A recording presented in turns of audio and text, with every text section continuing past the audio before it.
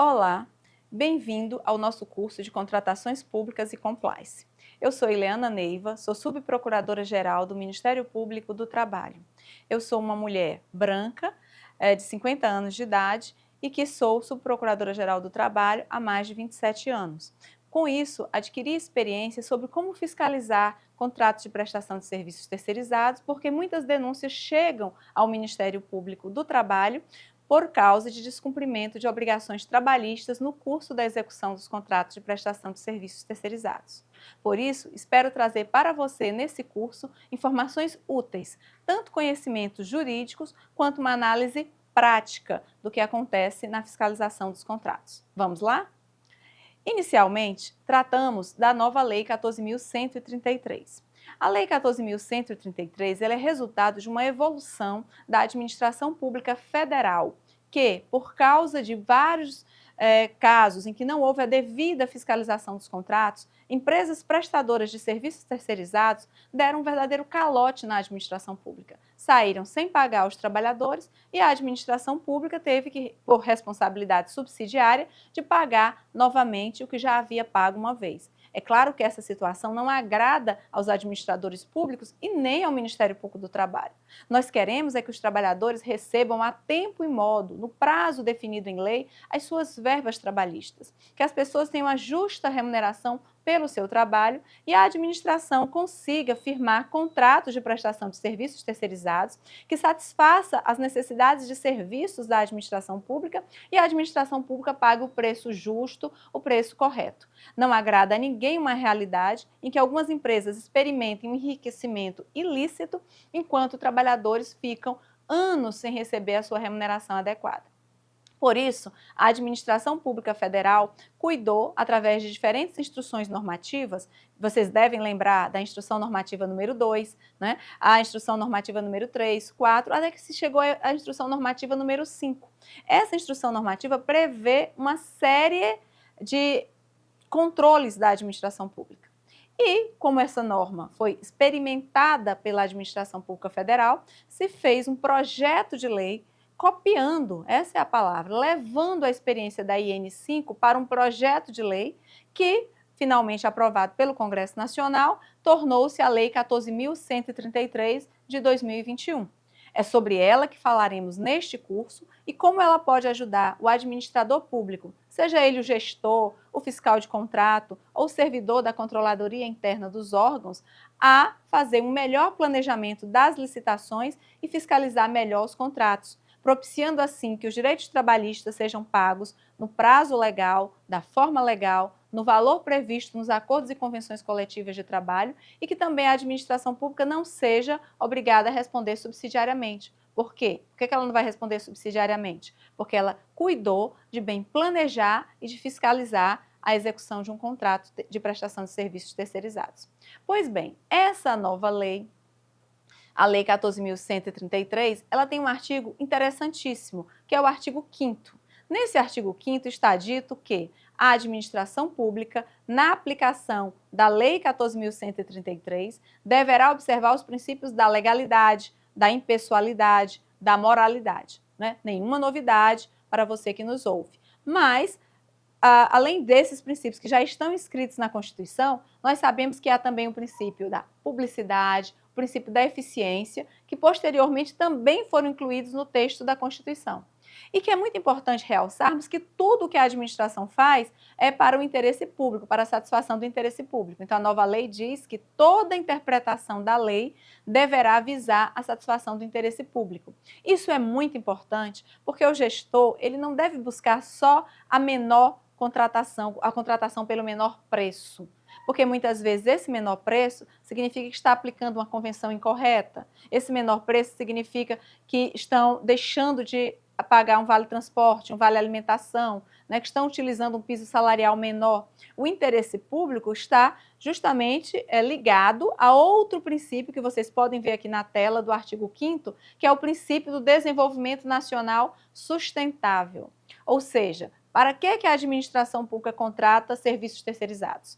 Contrata para ter serviços que possam satisfazer a população. Por exemplo, alguém que vai limpar o posto de saúde, alguém que vai atender na recepção do posto de saúde, para que quando os profissionais de saúde e os pacientes, né, as pessoas que vão aos postos de saúde, precisem, os primeiros prestar serviço, os segundos receberem os serviços, ou seja, as consultas da atividade principal da administração pública, prestar serviços, haja uma gama de serviços acessórios prestados por trabalhadores que são igualmente respeitados como devem ser os profissionais de saúde. Ou seja, dá a todos os trabalhadores o mesmo grau de dignidade. Para isso, a administração pública precisa planejar a sua licitação, e temos o princípio do planejamento como um princípio da nova lei, tem que dar transparência a essa licitação, tem que motivar por que está contratando aquele serviço. Precisamos de 2 auxiliares de serviços gerais para o posto, porque o posto tem tantos metros quadrados, porque no posto a população do bairro é de determinado número, porque ao posto acorrem muitas pessoas, então há uma necessidade de limpeza constante para evitar doenças, né? Porque o posto de saúde tem que ser um local limpo.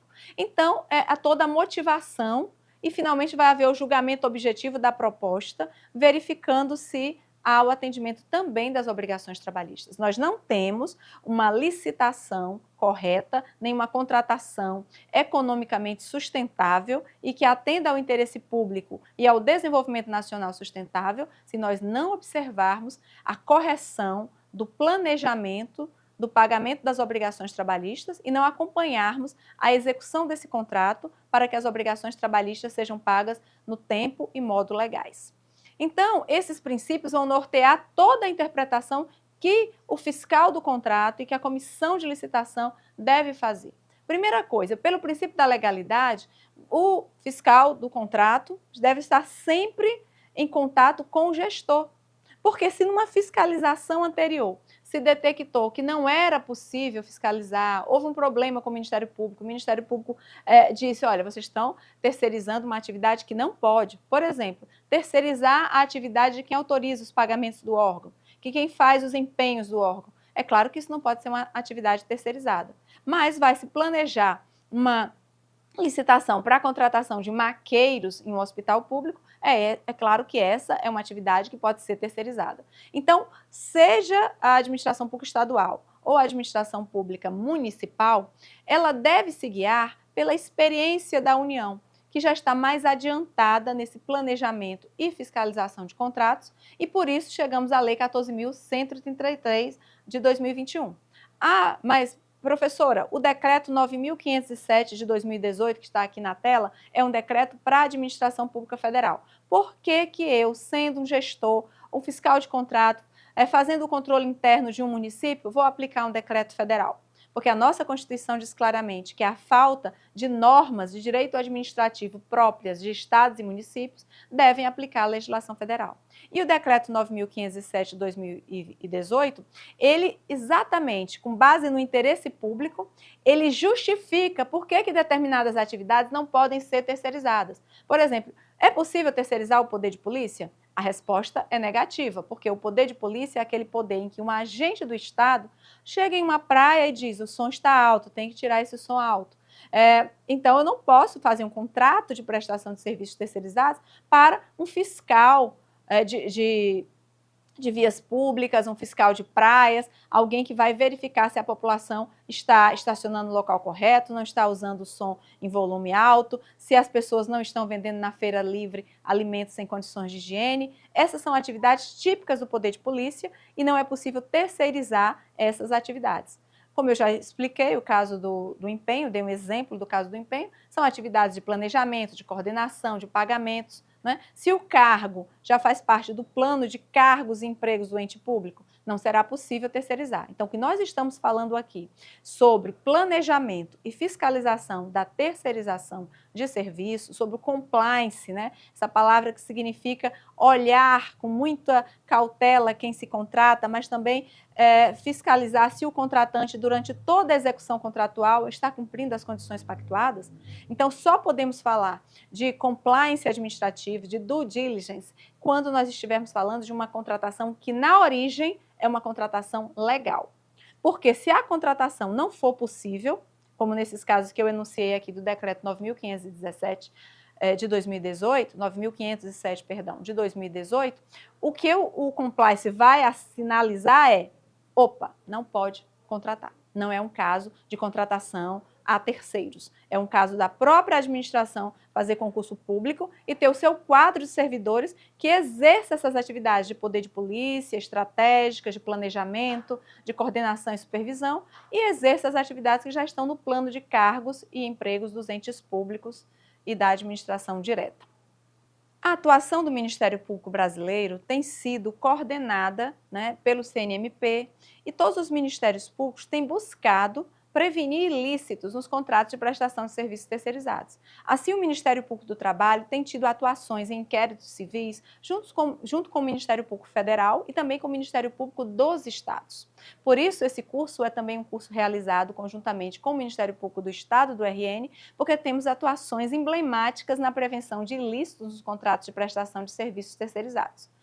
Essas atuações buscam resguardar o princípio da impessoalidade e também evitar danos ao erário. Por exemplo, nós temos casos que investigamos que trabalhadores terceirizados ou então servidores que ocupam cargos em comissão eram designados para determinadas funções, mas na prática eles não tinham a capacidade de realizar aquela função. Eles eram indicados por indicação política. Por exemplo, em períodos pré-eleitorais, a indicação de trabalhadores nos contratos de prestação de serviços terceirizados, chegando para a empresa prestadora de serviços terceirizados e dizendo, olha, contrate determinada pessoa para esse local. E essa pessoa, inclusive, distribuía santinhos, né, quando era no tempo que havia essa entrega física, ou fazia propaganda nas suas redes sociais. Então, isso não é possível e toda vez que a administração pública vai contratar um serviço terceirizado, naquela hipótese em que pode contratar serviços terceirizados, ela tem que ter o cuidado de saber se os trabalhadores que vão ser alocados no contrato têm a qualificação técnica. Algum de vocês pode pensar o seguinte, mas nós temos no próprio termo de referência, a indicação de qual vai ser a qualidade técnica. Muito bem. É lá que se tem que ter todo o cuidado de já definir qual é a qualidade técnica. Vai terceirizar um serviço de nutricionista no hospital. Inclusive, na planilha de custos se coloca o valor desse treinamento. Isso é correto? O que o Ministério Público tem colocado sempre é que se a qualificação técnica é um requisito para contratar determinada empresa, se ela tem que ter um acervo técnico, se ela tem que ter profissionais em seus quadros que saibam realizar, por exemplo, um serviço de nutricionista, não há sentido o serviço de nutricionista ser pago para que aquele trabalhador ainda faça um treinamento pago também pela administração pública. Então, isso faz parte de uma regra de integridade ou compliance. Então, vejam que a gente não pode pensar em integridade ou compliance apenas como regularidade de pagamento de verbas trabalhistas. Isso é um fator muito importante, claro, nós temos que verificar a regularidade do pagamento das verbas trabalhistas, mas também o compliance vai além disso. Ele verifica se não houve indicação política naquele contrato de prestação de serviços terceirizados, porque muitas vezes uma indicação política vai significar que aquela empresa pode ser futuramente beneficiada pela administração e nós temos que nos reger pelo princípio da impessoalidade. O compliance também vai verificar se não há um desvio de função. Imagina, contratar alguém para recepcionista e depois, no curso do contrato, essa pessoa está exercendo a função de maqueiro, está empurrando uma cadeira de rodas de uma pessoa que chega ao posto de saúde e se achar que isso é absolutamente normal? Não, não é. A contratação foi feita para aquela atividade. Existe um risco ocupacional, um risco de adoecimento na atividade recepcionista, que é muito diferente do risco ocupacional, do risco de adoecimento na atividade de maqueiro, ou de alguém que vai entrar empurrando uma cadeira de rodas de um paciente no setor de raio-x, por exemplo. Então, o desvio de função ele é sempre proibido, não só pela diferença remuneratória. Alguém pode dizer, mas a função tem a mesma remuneração.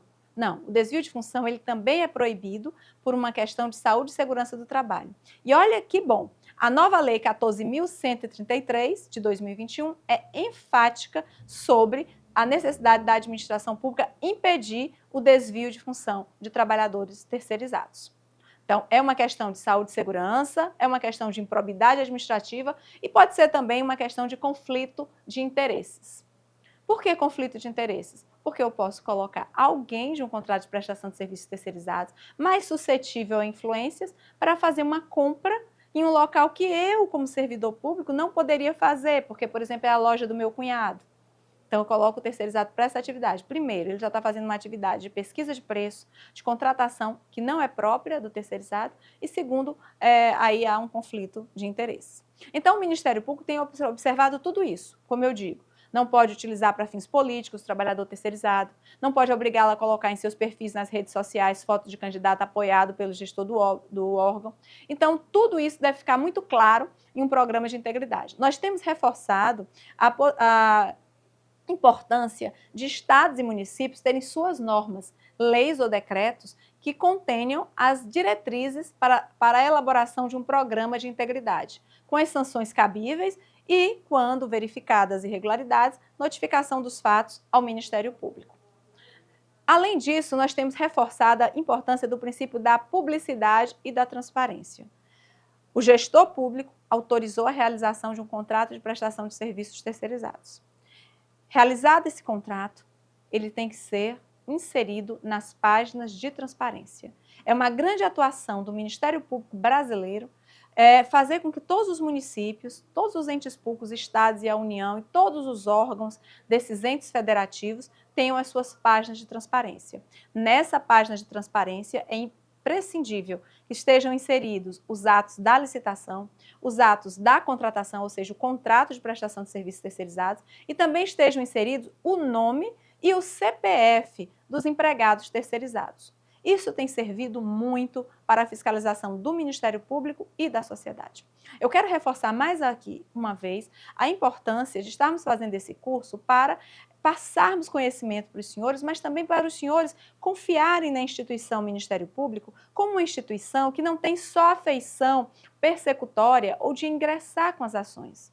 Nós ingressamos com as ações como última ratio, último motivo, né? É a última via para a correção da conduta do administrador público. Mas o que o Ministério Público brasileiro visa é atuar preventivamente, é fazer com que os fiscais de contrato atentem para olhar as páginas de transparência de um ou outro município limítrofe, onde vocês já sabem que a mesma empresa prestadora de serviços presta serviços. Porque muitas vezes elas repetem o nome dos trabalhadores, as cópias de carteiras assinadas e mais de um tomador de serviço. Então, é muito comum, por exemplo, se é um serviço de vigilância prestado em municípios limítrofes, a quantidade de vigilantes ser menor e o fiscal de contratos vai ter que fazer a conferência física. Mas ele também pode olhar na página de transparência e ver, olha, no município vizinho tem o nome e o CPF de um vigilante que também presta serviço no meu município. Então, o que é que está acontecendo? Se ele presta serviço no meu município, eu fui lá, fiz a verificação física e ele está trabalhando. E ele também está prestando serviço no outro município. E eu falei com o gestor do município vizinho. E ele disse, não, ele também está trabalhando aqui. Então, o que está acontecendo é que ele não está tendo o repouso entre uma jornada e outra. E vocês sabem que o serviço de vigilância é um trabalho numa jornada de 12 horas seguidas, para depois o trabalhador ter direito a 36 horas de descanso. Se ele está trabalhando em vários municípios da região, ele não está tendo repouso. E um vigilante sem repouso, qualquer atividade sem repouso é muito danosa para a nossa saúde. Mas um vigilante sem repouso é mais danoso ainda, porque trabalha em pé, porque tem que ter toda a rigidez física e mental, principalmente quando ele trabalha portando arma, então é gravíssimo. Então, fazer a fiscalização do contrato no seu município, às vezes exige que haja consulta à página de transparência, conversar com o trabalhador, saber dele se a empresa dele está colocando para ele trabalhar no horário que, na verdade, ele deveria estar em repouso. Bem, então nesse curso nós queremos apresentar para vocês um roteiro prático para a fiscalização de contratos de prestação de serviços terceirizados. Lembrem sempre que uma boa fiscalização de contrato é necessária e que para fazer essa boa fiscalização é necessário um correto planejamento da licitação. A nova Lei 14.133 fala da necessidade de elaboração de uma matriz de risco. O que é uma matriz de risco? É uma cláusula contratual que define os riscos e as responsabilidades entre as partes.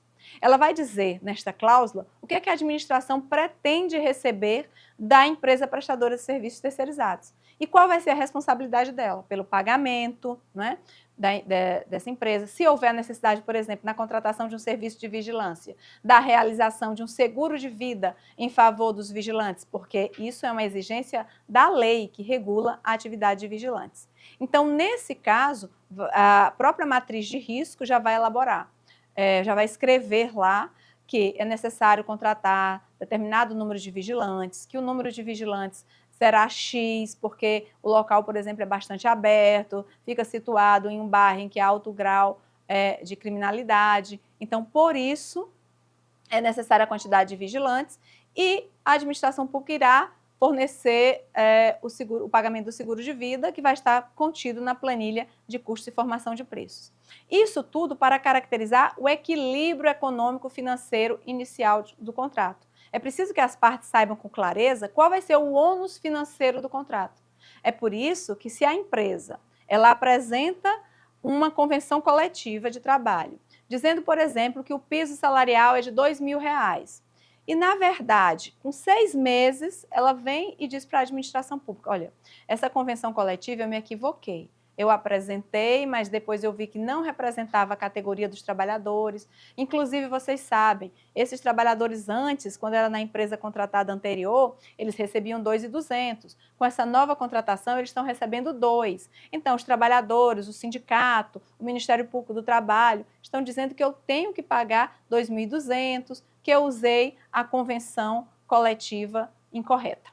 E aí os senhores sabem que terão que responder que olha, se ainda não houve um ano do início do contrato, eu não posso repactuar, não posso restabelecer o equilíbrio econômico-financeiro. E aí como fica?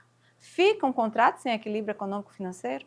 Nós sabemos que isso não é possível. Então vejam a importância de elaborar uma matriz de risco adequada, de verificar qual é a convenção coletiva de trabalho que representa a ocupação daquele trabalhador que vai ser utilizado no contrato de prestação de serviços terceirizados, para que o ônus financeiro do contrato e o ônus eventualmente supervenientes à contratação sejam considerados desde a matriz de risco, certo?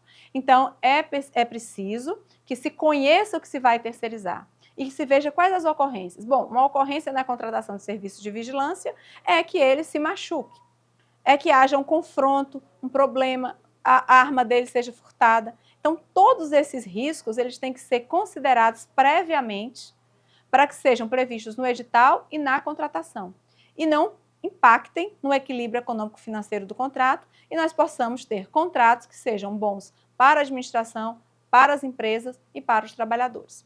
E claro que na matriz de risco há a possibilidade de se prever um eventual termo aditivo se houver um fato superveniente que não estava na previsão das partes.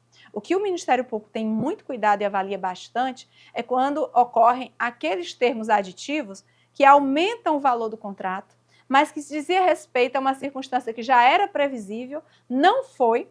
A empresa utilizou, por exemplo, a convenção coletiva incorreta para baixar o preço da contratação e ganhar pelo menor preço e depois vir pedir uma repactuação. Isso não é possível, por isso chamo mais uma vez aqui a atenção para a necessidade de analisar a convenção coletiva de trabalho que rege a ocupação do trabalhador.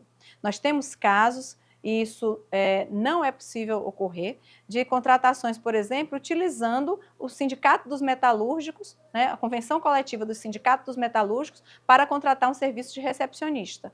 Ah, mas na convenção coletiva do Sindicato dos Metalúrgicos tem lá escrito o nome recepcionista e tem o piso salarial da recepcionista. Ora, mas essa previsão ali é da recepcionista que trabalha na metalurgia, numa empresa metalúrgica.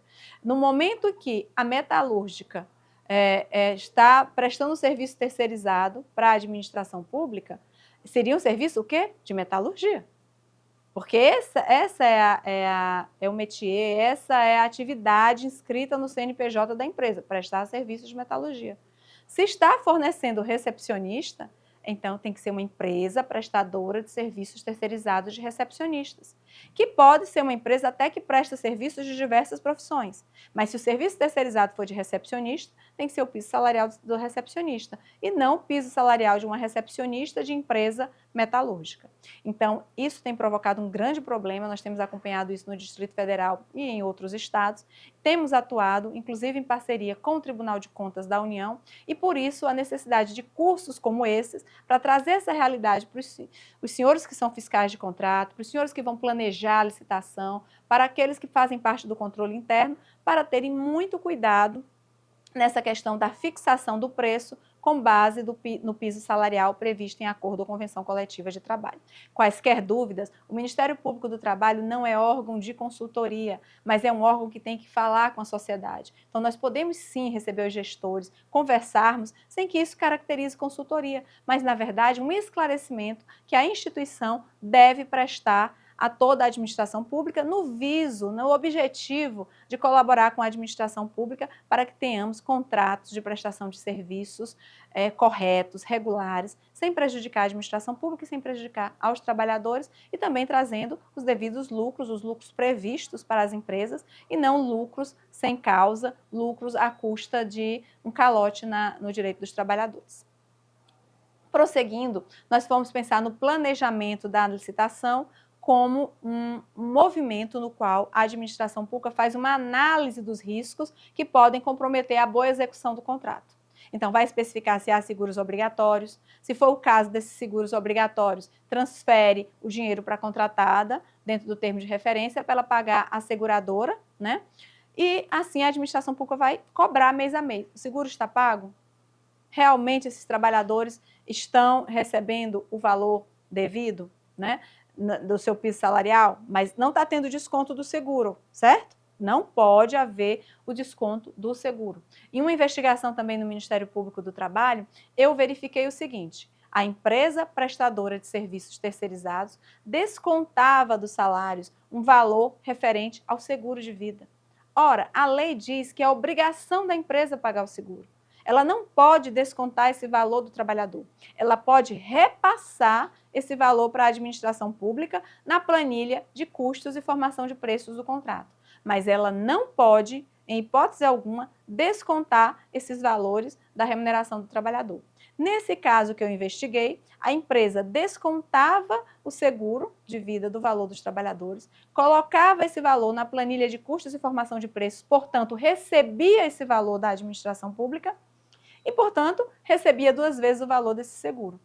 Então, nós firmamos um termo de ajustamento de conduta com a empresa, porque o Ministério Público diz o seguinte: aqui está aprovado no inquérito civil uma irregularidade trabalhista da empresa.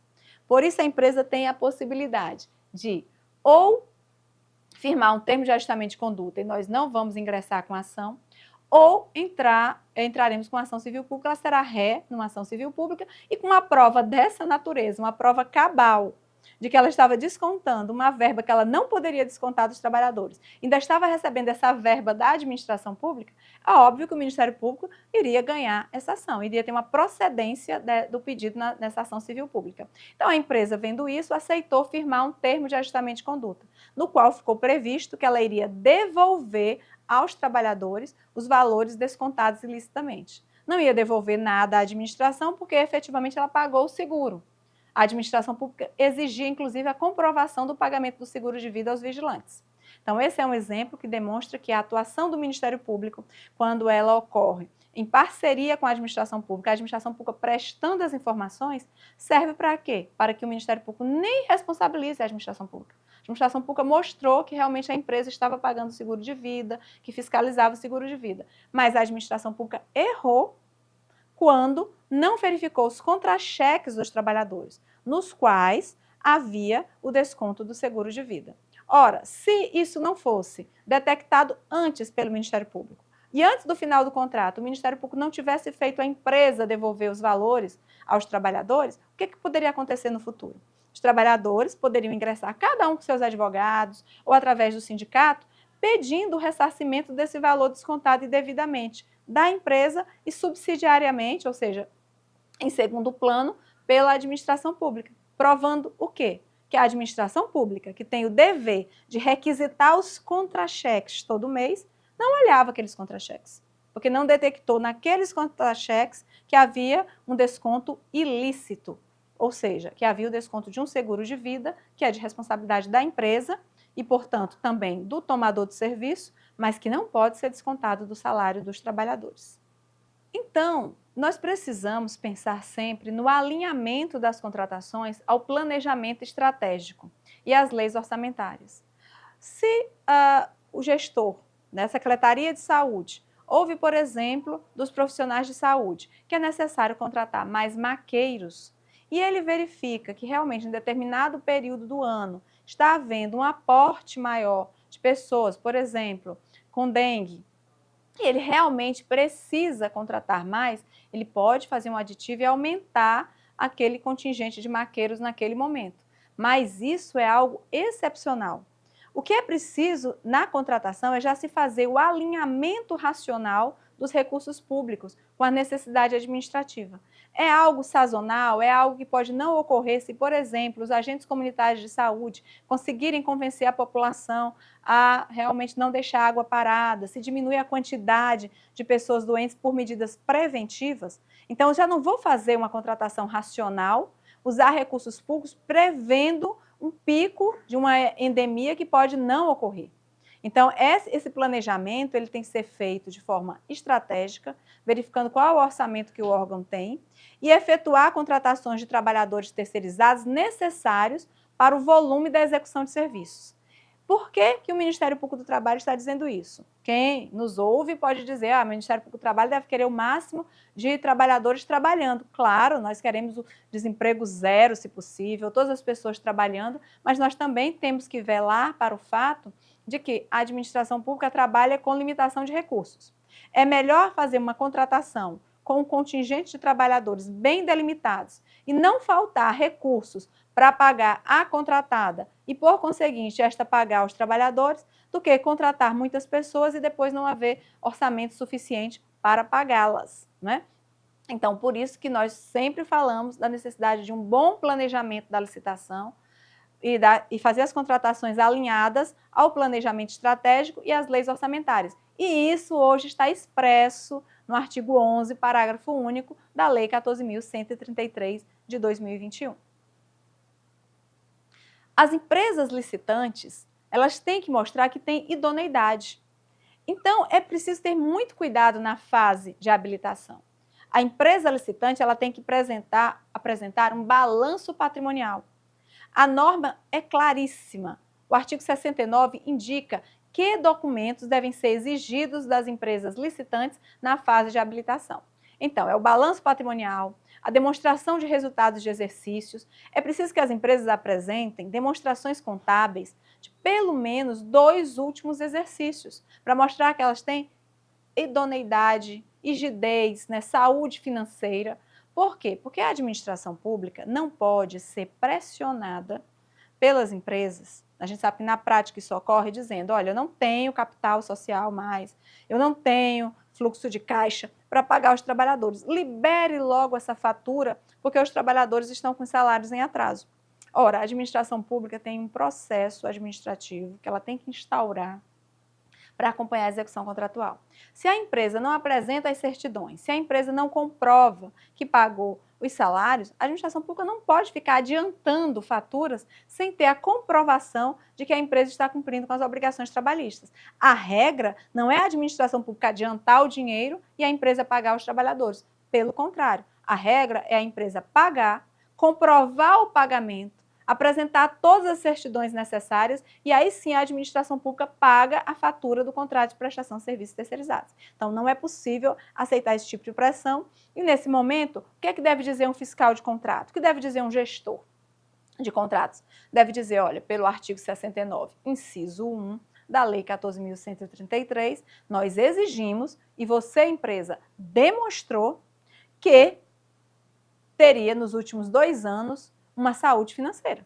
Seus resultados de exercícios financeiros eram positivos. É necessário, portanto, que essa empresa, de acordo com essa habilitação financeira que ela disse, ela adiante o pagamento dos trabalhadores e depois receba da administração pública o pagamento. Não se pode vincular o atendimento pela empresa, que é a empregadora, das obrigações trabalhistas ao fato da administração pública liberar faturas. Jamais se deve liberar o pagamento de faturas sem a devida comprovação do pagamento aos trabalhadores. Por isso que na fase de habilitação é exigido que a empresa demonstre a sua idoneidade financeira. Por isso que ela tem que apresentar certidão negativa, que não está em falência, nem em recuperação judicial ou extrajudicial. Ela tem que comprovar a regularidade fiscal, né? Ela tem que comprovar ainda que sempre firma contratos de acordo com a sua capacidade financeira e com a quantidade de trabalhadores que tem. Isso que eu estou falando está no artigo 69, parágrafo 3º da lei número 14.133. Nos contratos firmados com a iniciativa privada e a administração pública, nós sabemos que a empresa coloca os seus trabalhadores. Mas a administração pública, como eu sugeri, né, e como é dever do fiscal de contrato, pode olhar as páginas de transparência de outros órgãos públicos e saber se está tendo duplicidade. O mesmo trabalhador está trabalhando em vários contratos para a administração pública, seja federal, estadual, municipal. Mas como é que o administrador público, fiscal do contrato, vai saber se aquela empresa tem contratos com a iniciativa privada? Porque esse vigilante, do exemplo que eu já falei aqui, que prestava serviços a 2 órgãos públicos, os 2 órgãos públicos puderam se comunicar, puderam examinar suas páginas de transparência e ver que as empresas estavam retirando o repouso de 36 horas após as 12 horas trabalhadas dos trabalhadores vigilantes. Mas se essa prestação de serviços ocorresse para um órgão privado, como é que a administração pública vai saber? Então, por isso é que na fase de habilitação, a Lei 14.133 exige que a empresa declare quais são os outros contratos que ela tem, seja com a iniciativa privada, seja com a administração pública.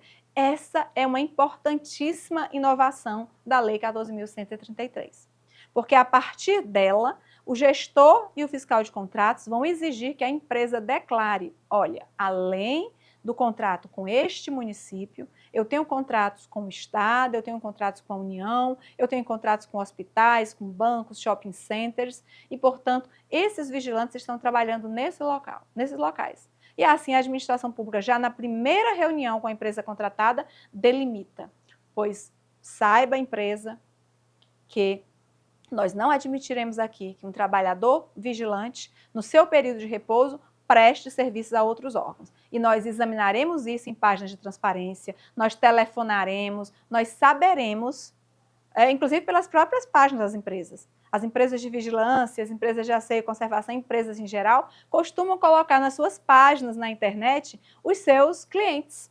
Então, muitas vezes eu, como membro do Ministério Público, eu verifiquei em páginas da empresa em que ela diz, tem vários contratos com a iniciativa privada e domina as empresas privadas. E aí eu fazia o confronto, olha, com esse município que eu estou investigando, ela também presta serviços para a iniciativa privada? Eu requisitava informações da iniciativa privada sobre a jornada do trabalhador. E via que a jornada do trabalhador na iniciativa privada colidia com a jornada dele na administração pública. Então, eu tinha 2 opções. Ou esse terceirizado não está prestando serviços para a administração pública, e a administração pública está agindo incorretamente porque não está fiscalizando o correto número de terceirizados que estão prestando serviços diariamente no órgão, ou, simplesmente, eles estão com supressão do repouso, do horário para descanso. Então, vejam que é muito importante que logo no início da contratação, e já na fase de habilitação, inclusive, né, antes da contratação, na verdade, na fase de habilitação, a empresa declare quais são os contratos que ela tem vigentes. Por quê? Porque a Lei 6.019, anotem bem, a Lei 6.019, de 1974, passou por uma reforma em 2017, para incluir a possibilidade de contratação de serviços terceirizados em quaisquer atividades. E lá, o legislador teve o cuidado de dizer que a empresa tem que ter um capital social compatível com o número de trabalhadores. Então, uma empresa se apresenta para trabalhar para a administração pública com um capital social de 20 mil e faz uma declaração para a administração pública que tem 1.000 trabalhadores. A administração pública, na fase de habilitação, já fica preocupada. Ou esse capital está defasado, ou essa empresa não tem idoneidade econômica. E aí pode desclassificá-la na fase de habilitação, evitando um problema futuro de uma falta de liquidez dessa empresa para tantos trabalhadores, né? porque ela já declarou que tem 1.000, quer fazer mais um contrato com a administração pública para contratar mais 200, e o capital social é apenas de 20.000. Ou seja, que não daria uma cobertura, né, nem ela demonstrou um fluxo de caixa para fazer face ao pagamento de tantos trabalhadores. Então, é muito importante saber com quem a sua contratada, a contratada da administração pública, mantém outros contratos. E assim os fiscais de contrato se comunicarem e ajudarem uns aos outros na obrigação. Mas vocês podem perguntar, mas a responsabilidade subsidiária só diz respeito aos trabalhadores do meu contrato. A administração pública só responde nos limites dos trabalhadores daquele contrato. Mas vocês sabem também que a administração pública não pode se imiscuir qual é o trabalhador terceirizado que vai lhe prestar serviço. Em outras palavras, a administração pública não pode escolher.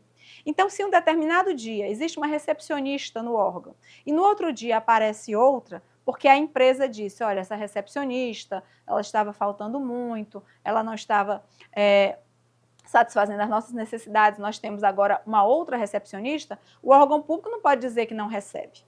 Do mesmo modo, o órgão público só pode, vamos colocar entre aspas, né, devolver, dizer para a empresa que não aceita mais aquela recepcionista, apresentando para a empresa um motivo justificado. Por exemplo, a recepcionista foi descortês com o cliente do órgão, com a pessoa que foi até o órgão, né? Então, sempre há uma motivação pela qual o trabalhador vai ser terceirizado, vai sair do órgão. Mas o contrário não é verdade, porque o poder diretivo é da empresa. O que a administração pública está contratando é o serviço de recepcionista, não a recepcionista A, B ou C.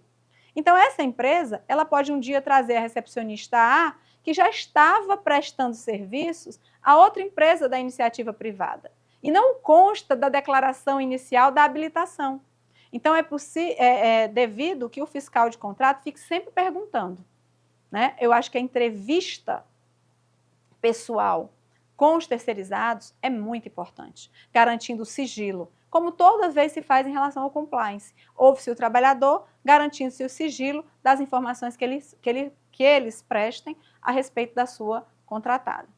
Então, essa certidão negativa de débitos trabalhistas, ela tem um limite temporal. É aquela certidão que vale, mas mais vale, né, do que qualquer certidão, a oitiva dos trabalhadores e as inspeções, o cruzamento de dados. E como eu disse, muitas vezes esses cruzamentos de dados podem ser feitos em bancos de dados na internet de acesso ao público.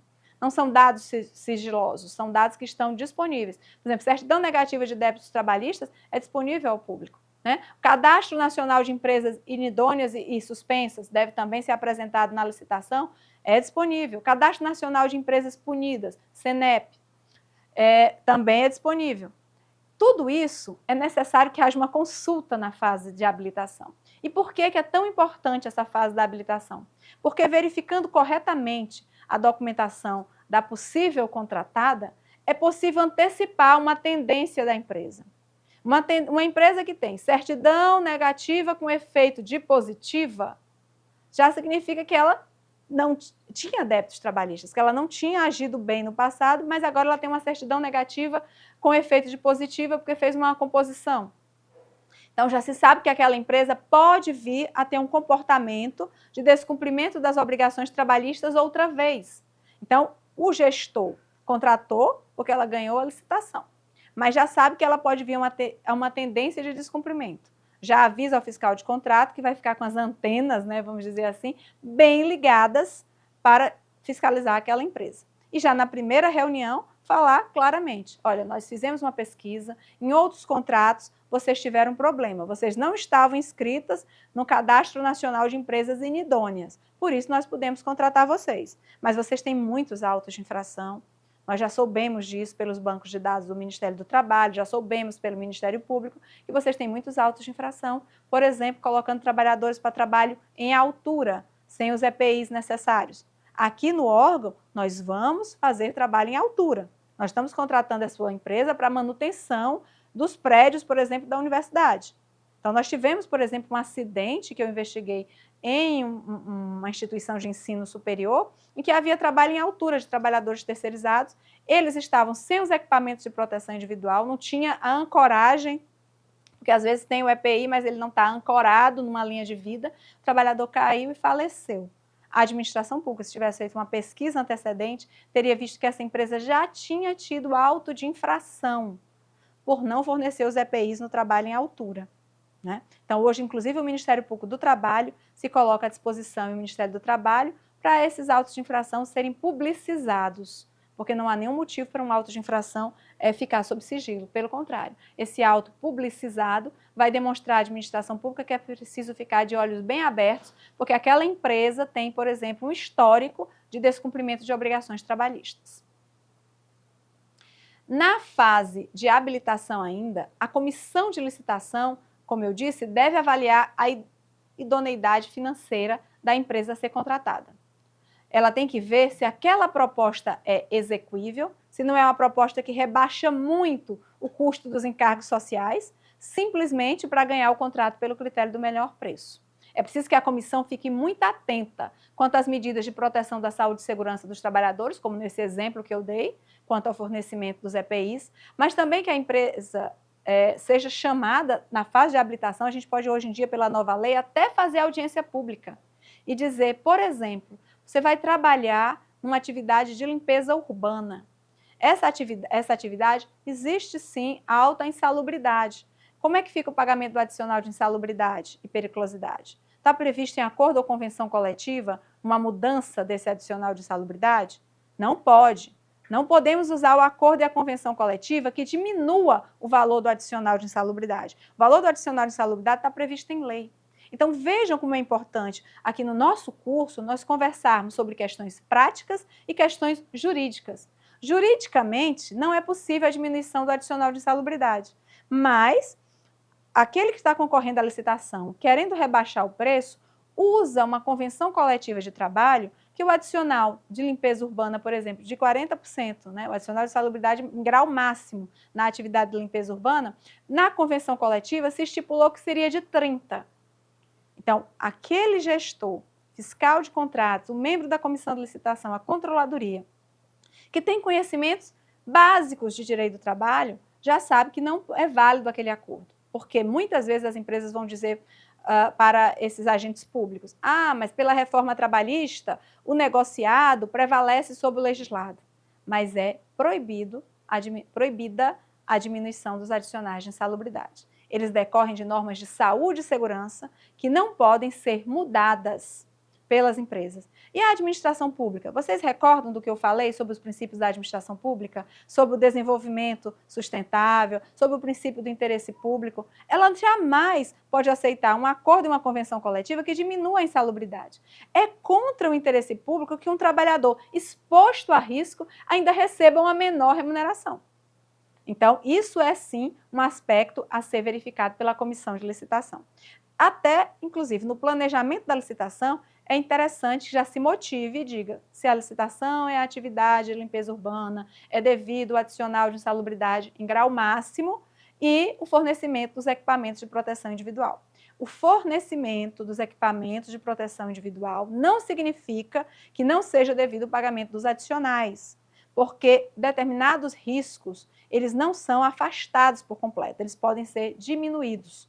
E o risco biológico, então, é um risco altíssimo, né, presente nos resíduos urbanos. Então, jamais se pode admitir uma redução do adicional de insalubridade.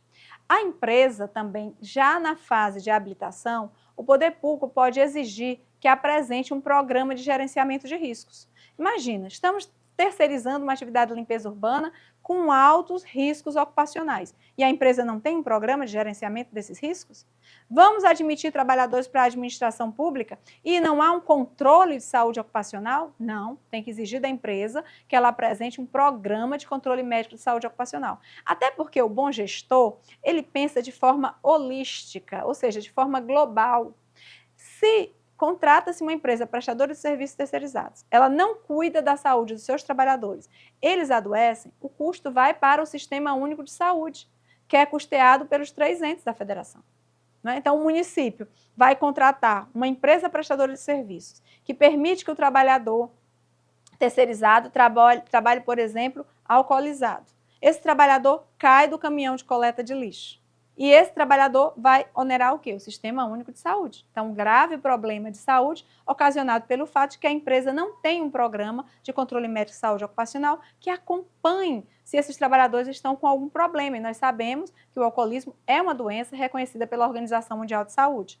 Né? Se nós temos um trabalhador que ele trabalha sem a luva e por conta disso ele perde uma falange do dedo, a administração tem que punir a empresa contratada, responsabilizá-la, exigir que ela emita a comunicação de acidente de trabalho para que esse trabalhador possa receber um benefício previdenciário e tenha, inclusive, uma estabilidade no emprego, não seja despedido porque ele tem uma sequela de acidente de trabalho. Então, essa visão holística, ela evita problemas para a administração pública e ela deve ser prévia a qualquer contratação. Ela já deve ser pensada na comissão de licitação como uma condição de habilitação. Existem, portanto, algumas regras do edital que já auxiliam a fiscalização de contratos. Os técnicos do Tribunal de Contas da União já me disseram várias vezes que um bom edital facilita muito a fiscalização de contratos. Então, que cláusulas nós podemos colocar em um contrato de prestação de serviços terceirizados que venha a auxiliar o fiscal de contrato? Então, por isso que eu falo que a interação entre a comissão de licitação, o gestor do órgão, o fiscal do contrato é muito importante. Uma conversa franca. Eu preciso contratar esse serviço, qual é a matriz de risco, quais são as obrigações da administração pública. Então, não bastam só aquelas cláusulas comuns que todo mundo já está acostumado, que é, por exemplo, a de especificar o objeto do contrato, definir qual é o local do contrato, né, como é que vão ser feita a execução, quais são os dias e horas que os trabalhadores terceirizados vão trabalhar. É preciso que haja cláusulas mais minudentes, das quais nós iremos falar agora. Por exemplo, pois bem, quando estamos pensando em elaborar um edital, além das cláusulas usuais, né, sobre o objeto da contratação, o horário de trabalho dos terceirizados, é preciso também colocar que, na assinatura do contrato, a empresa e o seu preposto estão cientes das obrigações referentes à contratação, incluindo o cumprimento das cotas legais, nos termos do artigo 116 da Lei 14.133. Ora, esse artigo diz que ao longo de toda a execução do contrato, o contratado, ou seja, a empresa contratada, deverá cumprir a reserva de cargos previstas em lei para pessoas com deficiência, para reabilitados da Previdência Social ou para aprendizes, bem como a reserva de cargos outros previstos em normas específicas, como, por exemplo, a reserva de cargos para pessoas egressas do sistema prisional ou para pessoas privadas de liberdade, que é uma reserva que tem um forte conteúdo, como todas as outras, mas tem um forte conteúdo para a ressocialização das pessoas, para promover o trabalho das pessoas privadas de liberdade e egressas do sistema prisional.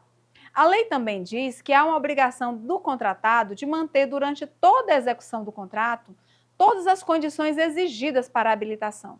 Ou seja, se ele disse na habilitação que tem capacidade econômico-financeira para fornecer os EPIs, se ele diz na habilitação que os trabalhadores que vai colocar no contrato são trabalhadores qualificados, habilitados, já treinados, ele tem que manter essa condição. Também é preciso colocar no edital que a obrigação de o contratado cumprir as exigências da reserva de cargos específicos em lei deve ser mantida por toda a execução do contrato. Então, nós temos repetição, inclusive, quanto ao tema de cotas, na Lei 14.133, reforçando a importância dessas chamadas cotas sociais no contrato. Isso já deve estar previsto no edital. Inclusive, em relação a não contratar crianças e adolescentes, ou seja, para que não haja trabalho infantil nos contratos da administração pública, é inclusive uma condição de habilitação. Desde a habilitação, a empresa já tem que demonstrar que ela tem idoneidade econômica e que ela também não contrata crianças e adolescentes para realizar os trabalhos. Então, se essas cláusulas já vêm bem expressas no edital, embora elas estejam na lei, elas são reforçadas no edital, isso facilita o trabalho do fiscal do contrato, que normalmente, na execução do contrato, ele observa o que está no contrato e muitas vezes não tem afinidade com a lei. Mas eu faço aqui um alerta. Vamos ler essa lei, ela não é de difícil compreensão. Quem já trabalha na área, quem ainda não trabalha, é fácil compreensão e nós estamos aqui e o material complementar vai mostrar isso para tirar as dúvidas de vocês. Além disso, nós sabemos que tem que colocar o início e o término da vigência contratual. Também tem que colocar como cláusula que há um prazo para a empresa responder às notificações. Olha que cláusula interessante para constar em todo o contrato administrativo. o prazo. Nós vemos muitas vezes que a empresa diz que se a contratada for apreendida, se vir através do fiscal de contrato que a contratada não está cumprindo total ou parcialmente o contrato, a contratada será notificada, mas não diz o prazo. Não dizer o prazo é muito ruim. Por quê? Porque para aplicar penalidade, você tem que saber quando aquela empresa está constituída em mora, quando é que ela foi notificada e não está cumprindo o que a administração diz. Então, o prazo deve ser exíguo quando se trata do cumprimento de obrigações trabalhistas. Quer dizer, o fiscal de contrato, houve um trabalhador, e ele diz, estou há um mês com salário em atraso, vai notificar a empresa, que responde com 15, 20 dias, e o caráter alimentar do salário. Então, o prazo de a empresa responder à notificação deve estar previsto no contrato e deve ser um prazo reduzido quando se trata do cumprimento de obrigações trabalhistas. Deve estar previsto também no contrato que a empresa receberá advertência se não corrigir as irregularidades no prazo estipulado e que pode ser imposta penalidade contratual, inclusive maior, como é o caso da rescisão do contrato. Também deve estar previsto no contrato que a exigência de capacidade técnica deve ser comprovada, inclusive, periodicamente, né? Porque tem uma capacidade técnica para contratar nutricionistas para um hospital com doenças infectocontagiosas, é diferente da capacidade técnica para prestar serviços para um hospital especializado em mulher, em doenças ginecológicas, ou um hospital infantil, né? Então, a nutrição no pós-operatório é bastante diferente, e essa capacidade técnica deve ser comprovada mediante a apresentação pela empresa licitante de cópia do contrato dos trabalhadores, de certificados destes trabalhadores ou outros documentos idôneos que comprovem tanto que a empresa contratada já trabalha no mínimo há 3 anos naquela atividade, quanto que os trabalhadores terceirizados são qualificados de forma compatível com o objeto licitado. Também há uma obrigação muito importante, que é preciso colocar desde o edital e colocar nos contratos e exigir durante todo o curso da execução contratual, que a empresa contratada tenha sede, filial ou escritório no local da prestação de serviços. É muito comum o Ministério Público do Trabalho receber denúncias de falta de pagamento dos trabalhadores, chamarmos a administração pública e a administração pública dizer a empresa sumiu, não tem nenhum preposto aqui, nós não sabemos como pagar os trabalhadores. Aí o Ministério Público pergunta, tem retenção da fatura? Você reteve alguma fatura? Se reteve, vamos fazer o pagamento direto aos trabalhadores. E assim pagamos aos trabalhadores. Mas não é assim que tem que ocorrer, né?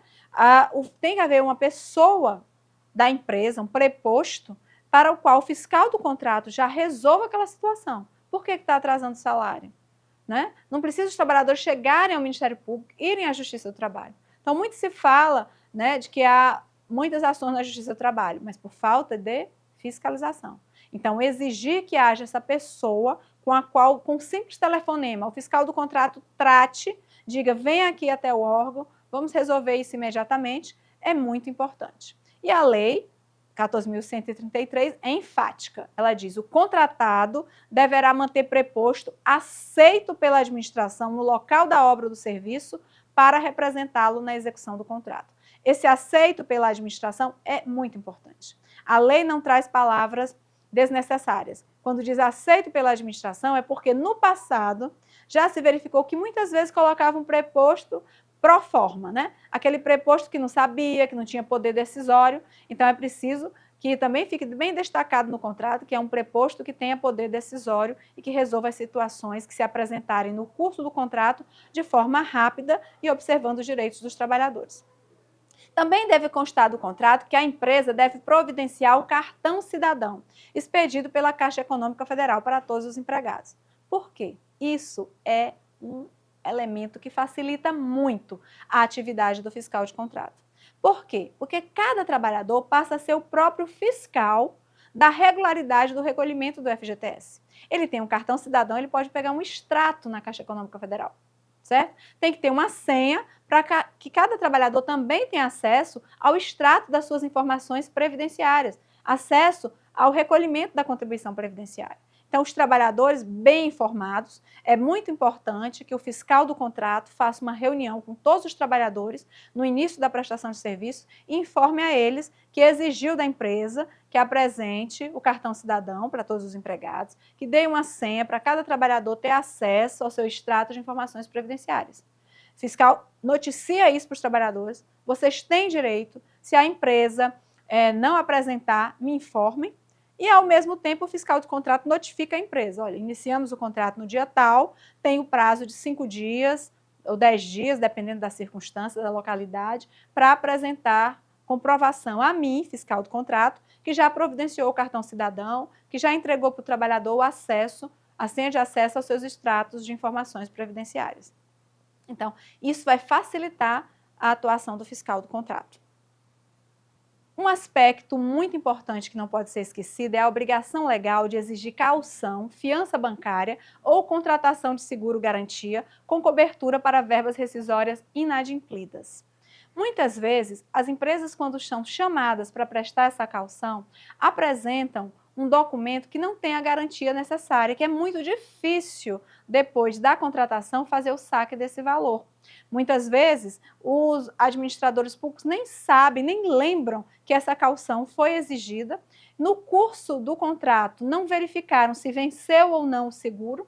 E quando o Ministério Público pergunta, mas há caução, há uma fiança bancária, há um seguro-garantia para a cobertura de verbas rescisórias nesse contrato, alguns administradores se entreolham e não sabem, né? Então, nesse caso, é muito importante que nós reforcemos aqui que todos que nos ouvem fiquem atentos para sempre exigir essa caução. É preciso também que seja mantido um número de empregados compatível com a quantidade de serviços a serem prestados. Isso deve ser dito textualmente.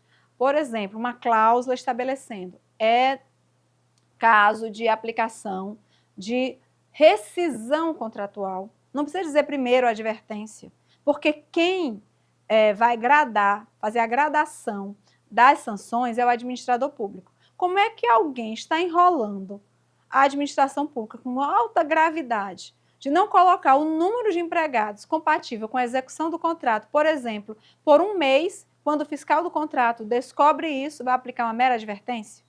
É claro que caberia uma advertência se foi um dia. A administração pública disse, olha, porque o trabalhador apresentou um atestado médico, foi só por esse dia que a gente teve um trabalhador a menos. Então, aí há uma advertência, por quê? Porque a empresa, ela tem que ter alguém na sua reserva técnica para que quando um trabalhador apresente um atestado médico, ela chame outro trabalhador.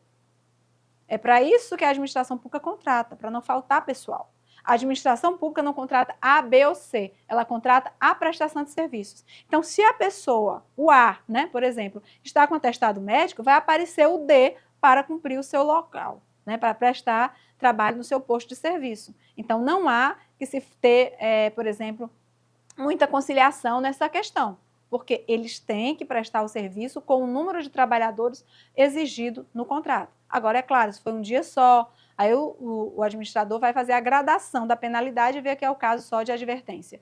Mas se quando a fiscalização percebe, já tinha um mês, 6 meses, então aí é uma má-fé tão grande que vai ensejar a rescisão contratual com glosa do valor. Porque o contrato, o valor da fatura cheia, era prevendo um determinado número de empregados. Se a administração apura que havia um menor número de empregados, então ela também tem direito de glosar da fatura o valor referente aos trabalhadores faltantes. Outra questão muito importante é exigir no contrato que o domicílio bancário dos empregados terceirizados seja no município onde são prestados os serviços.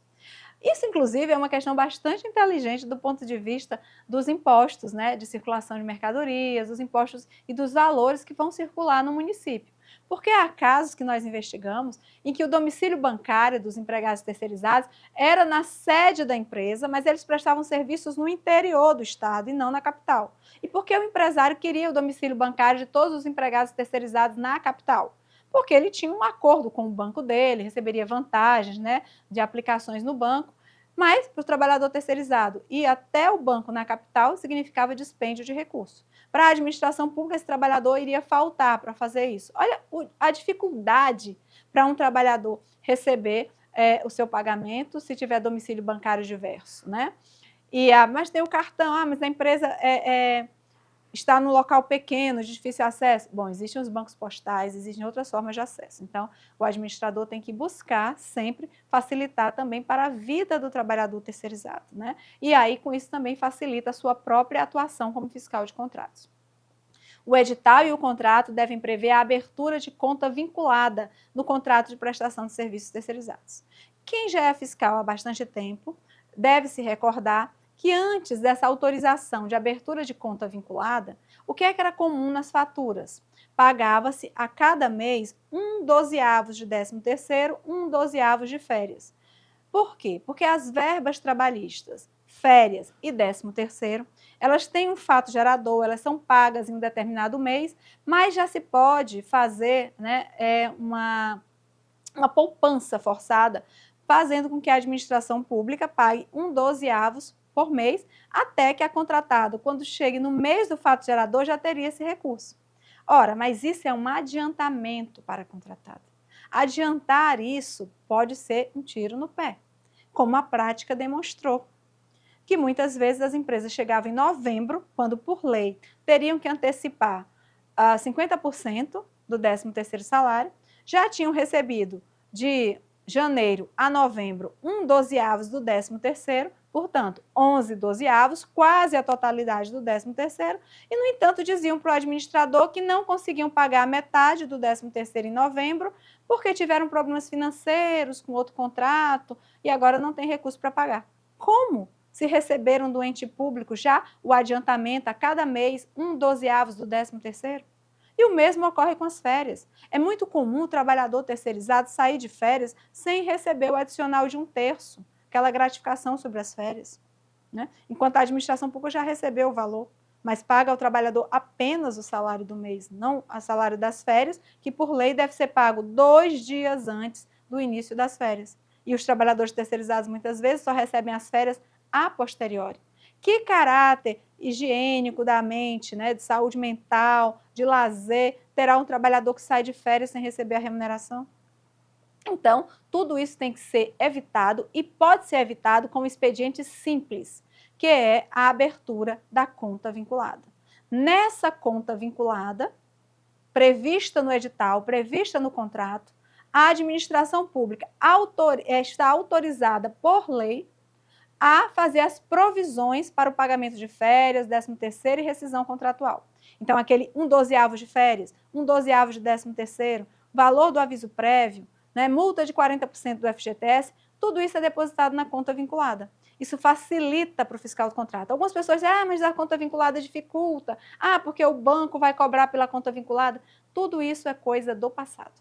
Hoje se tem o consenso de que a conta vinculada facilita, porque o dinheiro já está lá. Quando chega no momento das férias, basta o preposto da empresa informar o fiscal de contrato, 10 trabalhadores esse mês sairão de férias. O fiscal do contrato autoriza ao banco, que deposita na conta da empresa, que paga ao trabalhador e depois comprova à administração pública que pagou as férias. Então, facilita a fiscalização de contratos. Outra questão é condicionar o pagamento, como eu já falei aqui várias vezes, à comprovação da quitação das obrigações trabalhistas. Não tem sentido, pode levar à responsabilização do fiscal do contrato ficar adiantando pagamentos à empresa. A empresa tem que fazer o primeiro movimento de pagar os trabalhadores, comprova os pagamentos, que quitou as obrigações trabalhistas vencidas no curso do contrato, e aí sim a administração pública paga a fatura ou paga a fatura final das verbas rescisórias. Em caso de inadimplemento ou não pagamento, né, o que é preciso fazer? O que é que vocês já podem prever no contrato? Podem prever no contrato que, em caso de inadimplemento ou não apresentação de documentos comprobatórios de pagamentos ou falta de apresentação de certidões negativas, fiscais, previdenciárias, né, trabalhistas, a administração pública pode efetuar diretamente o pagamento aos trabalhadores. Então, essa é uma medida que o fiscal do contrato tem que ficar muito atento. A empresa diz, me adiante o valor, porque eu estou sem a certidão vai demorar e os trabalhadores estão sem ter o que comer. Esse apelo é muito forte, mas o fiscal do contrato deve resistir e tem o argumento legal. Ora, pelo artigo 121, parágrafo 3º, inciso 4º da lei, eu posso fazer o pagamento mensal diretamente aos trabalhadores. Eles não vão passar fome. Agora, para que seja exercido esse poder-dever da administração, é necessário que ela já preveja no edital e no contrato, certo? Então, é muito importante essa cláusula, por isso eu chamo bastante atenção que até as dificuldades que algumas pessoas relatam, o fiscal do contrato teve dificuldade com a empresa, se fizer um bom planejamento da licitação, se tiver essas cláusulas no contrato, facilita muito a atividade fiscalizatória. Haverá uma facilitação da atividade fiscalizatória. Outro ponto, estabelecer que os valores destinados ao pagamento das férias, do 13º salário, das ausências legais ou das verbas rescisórias dos empregados serão pagos na ocorrência do fato gerador. Isso aqui é uma opção que a lei dá. Ou o administrador insere no contrato que vai fazer uma conta vinculada, que vai autorizar a empresa a abrir uma conta vinculada, na qual fará o provisionamento de verbas como férias, 13º, multa de 40% do FGTS e aviso prévio, ou prevê do contrato que vai pagar conforme o fato gerador. Exemplo, a empresa, novamente, diz para a administração pública, tenho 10 trabalhadores que vão sair de férias. E esses 10 trabalhadores, está aqui a comprovação de que eu vou pagar a eles. Aqui está o fato gerador, eles já ingressaram nas férias. Aí a administração pública paga uma folha suplementar só com férias daqueles 10, né? Paga para a empresa, transfere para a empresa e justifica no processo que está fazendo o pagamento conforme o fato gerador. Estabelecer que o recolhimento das contribuições previdenciárias observará o disposto no artigo 31 da Lei da Previdência, 8.212. Essa lei estabelece que poderá haver a retenção. O administrador, quando vai pagar a fatura, desconta a contribuição previdenciária e já faz o recolhimento direto ao INSS. Isso foi uma forma semelhante à conta vinculada de não entregar o dinheiro na mão da empresa confiando que ela vai pagar. A experiência mostrou que muitas vezes esse pagamento da contribuição previdenciária estava embutido na fatura e a empresa não pagava a contribuição previdenciária. Então, hoje há já a retenção. Outra cláusula, exigir certidão ou atestado que demonstre que o licitante tem executado serviços similares ao objeto da contratação, em períodos sucessivos ou não, por um prazo mínimo, que não poderá ser superior a 3 anos. Ora, mais uma vez, a questão da habilitação. A Lei 14.133 é muito enfática sobre o fato de que é preciso se exigir a idoneidade econômica, a habilitação técnica, econômica, financeira e social da empresa. Então, é muito amplo o que se deve pedir. Então, é por isso que está claro na lei que eu não posso contratar alguém que não tem aquilo que se chama de acervo técnico, alguém que não tenha executado serviços similares. Isso evita, inclusive, corrupção. Quem não sabe que, às vezes, no passado ocorreu de uma pessoa ligada a um prefeito colocar uma empresa de engenharia para prestar serviços de engenharia. Não tinha habilitação, não tinha acervo técnico, ia construir uma ponte que caía, né? Então, ganhou a licitação, aparentemente, tudo correto na licitação, mas cadê a comprovação de que essa empresa tinha um acervo técnico? Que ela prestou serviços pelo menos há 3 anos, né? Que ela tem outras obras, que ela tinha expertise para construir pontes. Então, tudo isso que faz parte do planejamento da licitação vai auxiliar muito a atividade do fiscal do contrato, certo? Então, passemos propriamente agora à fiscalização da execução contratual. Não é qualquer pessoa que pode ser nomeada fiscal ou gestor de contratos. É preciso que se tenha muita cautela em relação à nomeação para que a administração pública possa não ter problemas relacionados à improbidade administrativa, a conflitos de interesses, né? E cumpra o princípio da moralidade. E auxiliando isso, nós podemos invocar até o próprio princípio da legalidade, porque o artigo 7º da Lei 14.133 determina que caberá à autoridade máxima do órgão ou da entidade, ou a quem as normas de organização administrativa indicarem, designar agentes públicos para o desempenho de funções essenciais à fiscalização dos contratos. Então, no município, pode ser o prefeito, né? A norma de organização administrativa pode indicar que é o secretário, que é um chefe de órgão. Ele será a autoridade máxima para designar agentes públicos para desempenhar essa função que é tão essencial, que é a fiscalização de contratos. E a lei estabelece esses agentes públicos devem ser servidores efetivos, concursados, ou empregados públicos também concursados, detentores de cargos ou empregos permanentes da administração pública. Então, não pode um terceirizado exercer a função de fiscal de contratos, porque é um trabalho essencial. Lembram do que eu falei sobre aquelas atividades que não podem ser cometidas a terceirizados, como são atividades de planejamento, fiscalização, supervisão? Por isso que o fiscal de contrato tem que ser sempre um trabalhador concursado. Mas é preciso também que não se deixe levar por falsa interpretação gramatical da norma. Embora o inciso 1 do artigo 7º da referida lei use a expressão preferencialmente, a interpretação sistemática, como eu disse, também pensando no decreto 9.507, que é um decreto geral, aplicando-se o princípio da impessoalidade, tudo conduz a que se afirme categoricamente: fiscal de contrato tem que ser servidor ou empregado público concursado. E, além disso, deve ser alguém treinado e também é recomendável, né, que essa pessoa passe por treinamentos. Não é para se fazer uma contratação gastando recursos para que pessoas com permanência temporária na administração pública, como é o caso do exercente do cargo em comissão, receba toda uma capacitação para ser fiscal de contrato. Além do mais, o fiscal de contrato, o cargo em comissão, é alguém de confiança do gestor.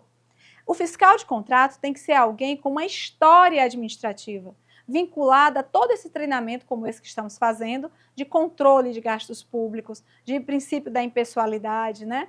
Então, o fiscal de contrato sempre terá que ser um trabalhador concursado. A exigência de capacitação dos fiscais e gestores de contratos, como essa capacitação que estamos fazendo agora, está prevista no inciso 2 do artigo 7º da Lei 14.133, que exige que os fiscais de contrato possuam formação compatível ou qualificação atestada por certificação, por certificado emitido por escolas de governo. Então, quando um curso é feito por uma escola de governo, né, uma escola mantida pelo poder público, ele é um curso que capacita, que qualifica o fiscal de contrato. Então, se alguém tem desejo de ser fiscal de contrato, está concorrendo no órgão com alguém que não tem qualificação, deve dizer: olha, eu tenho uma qualificação, eu estudei um pouco de direito do trabalho, eu tive um EAD ou um curso na escola de governo que me capacitou para ser fiscal de contrato, enquanto essa pessoa não sabe, às vezes, manusear um computador, não sabe analisar uns documentos. Então, é preciso ter muito cuidado, inclusive indicar pessoas que não têm a qualificação, pode configurar um ato doloso do administrador público, que não quer indicar exatamente alguém pro forma, que não entenda de fiscalização, para poder permitir que a empresa contratada realize desmandos, atos ilícitos. Então, a qualificação do fiscal de contrato é muito importante, a administração pública deve sempre auxiliá-lo. É claro que deve também observar que o fiscal de contrato, ele não pode ser cônjuge ou companheiro de um licitante, de contratados habituais da administração pública. O que se procura evitar é uma promiscuidade, né? Uma amizade, um conflito de interesses. Não pode estar vinculado por parentesco colateral, nem por afinidade até o 3º grau. Não pode ter nenhuma vinculação de natureza técnica, comercial, econômico, financeira. Então, o fiscal do contrato, a esposa dele trabalha numa loja de material de construção, que sempre foi uma loja em que a empresa contratada compra os serviços para fazer a manutenção predial. Então, já tem uma natureza comercial ali que gera um conflito de interesses e aquela pessoa não pode ser nomeada fiscal de um contrato de prestação de serviços de manutenção predial. A autoridade máxima do órgão público deve observar o princípio da segregação de funções, de modo que é proibida a designação de um mesmo agente público para atuar simultaneamente na função de fiscal e gestor de contratos. Fiscal de contratos tem uma obrigação, gestor de contratos tem outra. As funções de fiscal de contratos, em rápidas linhas, envolvem mais a ida em campo, né? Contagem física, verificar se estão com os EPIs, a oitiva desses trabalhadores terceirizados para observar se estão sendo cumpridos os seus as suas obrigações trabalhistas e também se as metas do contrato de limpeza, de área, né, do prédio, por exemplo, estão sendo cumpridas. Porque se contrata hoje segundo uma métrica em que por tantos metros quadrados se pode contratar determinado número de auxiliares de serviços gerais. E o fiscal de contrato vai verificar, portanto, se essa métrica está sendo observada. Já o gestor, ele fica mais numa função de análise mesmo documental, de verificar a legalidade de cláusulas de acordos e convenções coletivas de trabalho. Então, as funções devem ser segregadas. Um outro tipo de segregação também, que é importante ressaltar, é que não pode ter, por exemplo, no órgão, né? O Severino, aquele faz tudo. Ele gosta de ser fiscal de contrato, ele faz direitinho a atividade dele, então ele vai ser o fiscal de contrato da contratação de asseio e conservação e vai ser o fiscal de contrato também do serviço de vigilância, da contratação de maqueiros. Não é possível ser fiscal de mais de um contrato, então essa segregação de funções tem que ser observada pelo gestor. As atribuições dos gestores de contratos. Em linhas gerais, o gestor de contrato deverá informar ao superior hierárquico sobre todas as ocorrências relacionadas à execução contratual. Deve também adotar as medidas preventivas e corretivas necessárias, estabelecendo prazos. Recordem que aquele prazo já deve estar previsto no contrato, certo? Mas ele também, casos excepcionais, pode estipular prazos para regularização das faltas registradas e defeitos observados na execução do contrato. Quero chamar aqui a atenção para um fato, que a norma é enfática sobre o dever do gestor, do fiscal do contrato, corrigirem as irregularidades. O fiscal reporta para o gestor e o gestor deve adotar as medidas para corrigir. Para que depois fique muito claro que o Ministério Público jamais vai se posicionar que há uma boa fiscalização contratual só com base em documento, mandou notificação, a empresa apresentou notificação. Se não houve a correção da conduta, ou seja, se o trabalhador não passou a receber o seu salário, não houve uma boa fiscalização contratual. Eu não posso considerar que é uma boa fiscalização contratual se depois de 3 meses é que é regularizado o pagamento dos salários. Né? Eu não posso considerar que há uma boa fiscalização contratual se o trabalhador deveria receber 2 dias antes do início das férias o pagamento das férias. Só quando ele voltou, 1 mês depois, o fiscal do contrato falou com ele e soube que ele não recebeu antes as férias. Então, a boa fiscalização contratual pressupõe um checklist. Nós, membros do Ministério Público do Trabalho, junto com alguns membros do Ministério Público Estadual, reunidos no CNMP, fizemos um checklist de fiscalização de contratos. Então, todos podem acessar o site do CNMP, numa aba do site em que a Comissão de Defesa da Probidade Administrativa há um checklist de fiscalização de contratos por tipo de contrato. Então, se o serviço terceirizado for de auxiliar de serviços gerais, lá se diz quais são os elementos que devem ser observados, tanto do ponto de vista das verbas, quanto das obrigações de saúde e segurança. Se for de vigilantes, né? Se a higienização for hospitalar, é diferente da higienização de um prédio público. Então, esse checklist está acessível a todos e demonstra um esforço do Ministério Público brasileiro para facilitar a atividade dos gestores de contratos no viso de uma correção imediata que satisfaça os direitos dos trabalhadores. Aqui é um breve resumo, um quadro sobre o qual não vou demorar bastante, porque fica disponível todo esse material para vocês, mas apenas para dizer o seguinte: é muito importante verificar se as contratadas têm expertise. Não caio no conto do vigário de contratar uma terceirizada que depois vem pedir ressarcimento de valores de treinamentos ministrados aos trabalhadores. É da origem da prestação de serviços que a empresa tem expertise, por isso que a norma diz que tem que ter pelo menos experiência de 3 anos, contínuos ou não, no objeto do contrato. É mais econômico terceirizar? Só se não houver superfaturamento. E o superfaturamento pode ocorrer de diferentes formas. Daí a importância de ficar atento para o número de trabalhadores que estão no contrato, para as cláusulas de acordos e convenções coletivas, se são legais ou ilegais, se realmente aquela verba pode ser paga. Veja o seguinte: se for colocado que deve se pagar ao trabalhador um plano de saúde, muito bem. Essa regra vale para a iniciativa privada também? Se a empresa prestadora de serviço terceirizado for prestar serviços para a iniciativa privada, também vai ter aquele valor?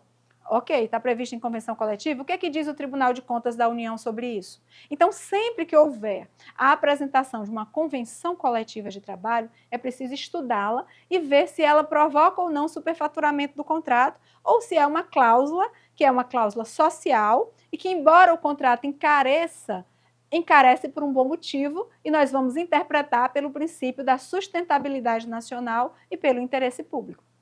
Mas uma cláusula, por exemplo, que gerou superfaturamento do contrato e que eu verifiquei numa investigação da qual eu participei, foi a utilização de uma convenção coletiva para estipular o valor dos encargos sociais.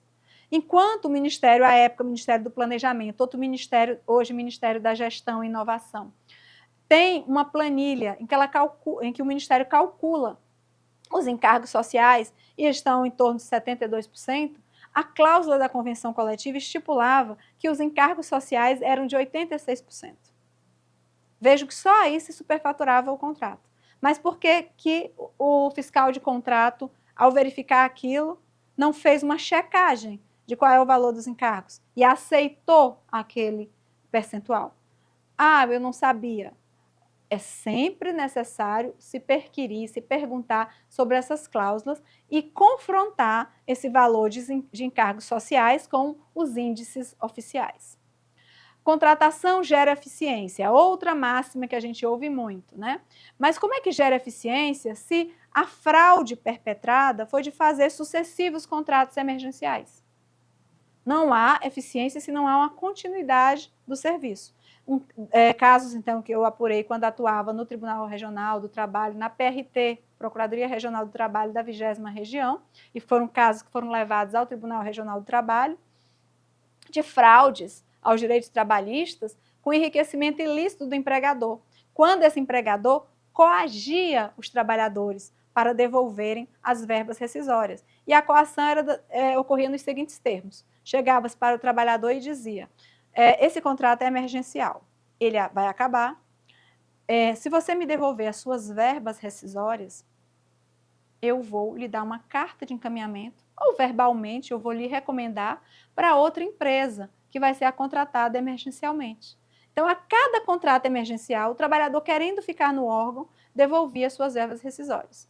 Quando descobrimos isso, inclusive uma atuação com o Ministério Público do Estado do Rio Grande do Norte, obtivemos provas compartilhadas do juízo criminal e tudo isso foi levado para uma ação civil pública e o tribunal determinou a devolução das verbas rescisórias aos trabalhadores terceirizados pelas próprias empresas, né? E não pela administração pública, porque não se apurou o envolvimento da administração pública nessa prática criminosa, né? O efeito que teve em relação à administradora foi o seu próprio impeachment, saída pela má fiscalização do contrato, mas as ações de responsabilização por danos ao erário ficaram ao cargo do Ministério Público Estadual e o Ministério Público do Trabalho logrou, nessas ações, devolver aos trabalhadores as verbas que, por coação psicológica, né, tinham sido devolvidas à empresa indevidamente. Nós temos que ter muito cuidado quando há uma desvantagem ou uma vantagem concorrencial, né? Usa-se cláusulas em acordos e convenções coletivas para fraudar a própria concorrência. Quando uma empresa, por exemplo, como o exemplo que eu já trouxe aqui, usa a convenção dos metalúrgicos só porque o piso salarial é menor. Aí ela tem um piso salarial menor na planilha de custos, obviamente vai ganhar pelo menor preço. Esse uso de cláusulas ilegais tem que ser por nós continuamente combatido e nós sempre, quando falamos para a administração pública, solicitamos que, ao detectar, informe ao Ministério Público. Quero deixar também muito claro que a nova Lei 14.133 estabelece o dever do administrador público comunicar ao Ministério Público. Tá? Está entre as linhas de defesa da administração, ao detectar fraudes, comunicar imediatamente ao Ministério Público, certo? Então, nesse modo, nós estamos aqui atuando com vocês, trazendo esses casos, mostrando a casuística de como muitas vezes as empresas agem para fraudar o direito dos trabalhadores e fazer a administração pública pagar duas vezes. Mas veio a reforma trabalhista. No que veio a reforma trabalhista, esse modus operandi, esse modo de agir, coagindo o trabalhador, passou a ser desnecessário, porque a reforma trabalhista passou a prever a despedida por acordo.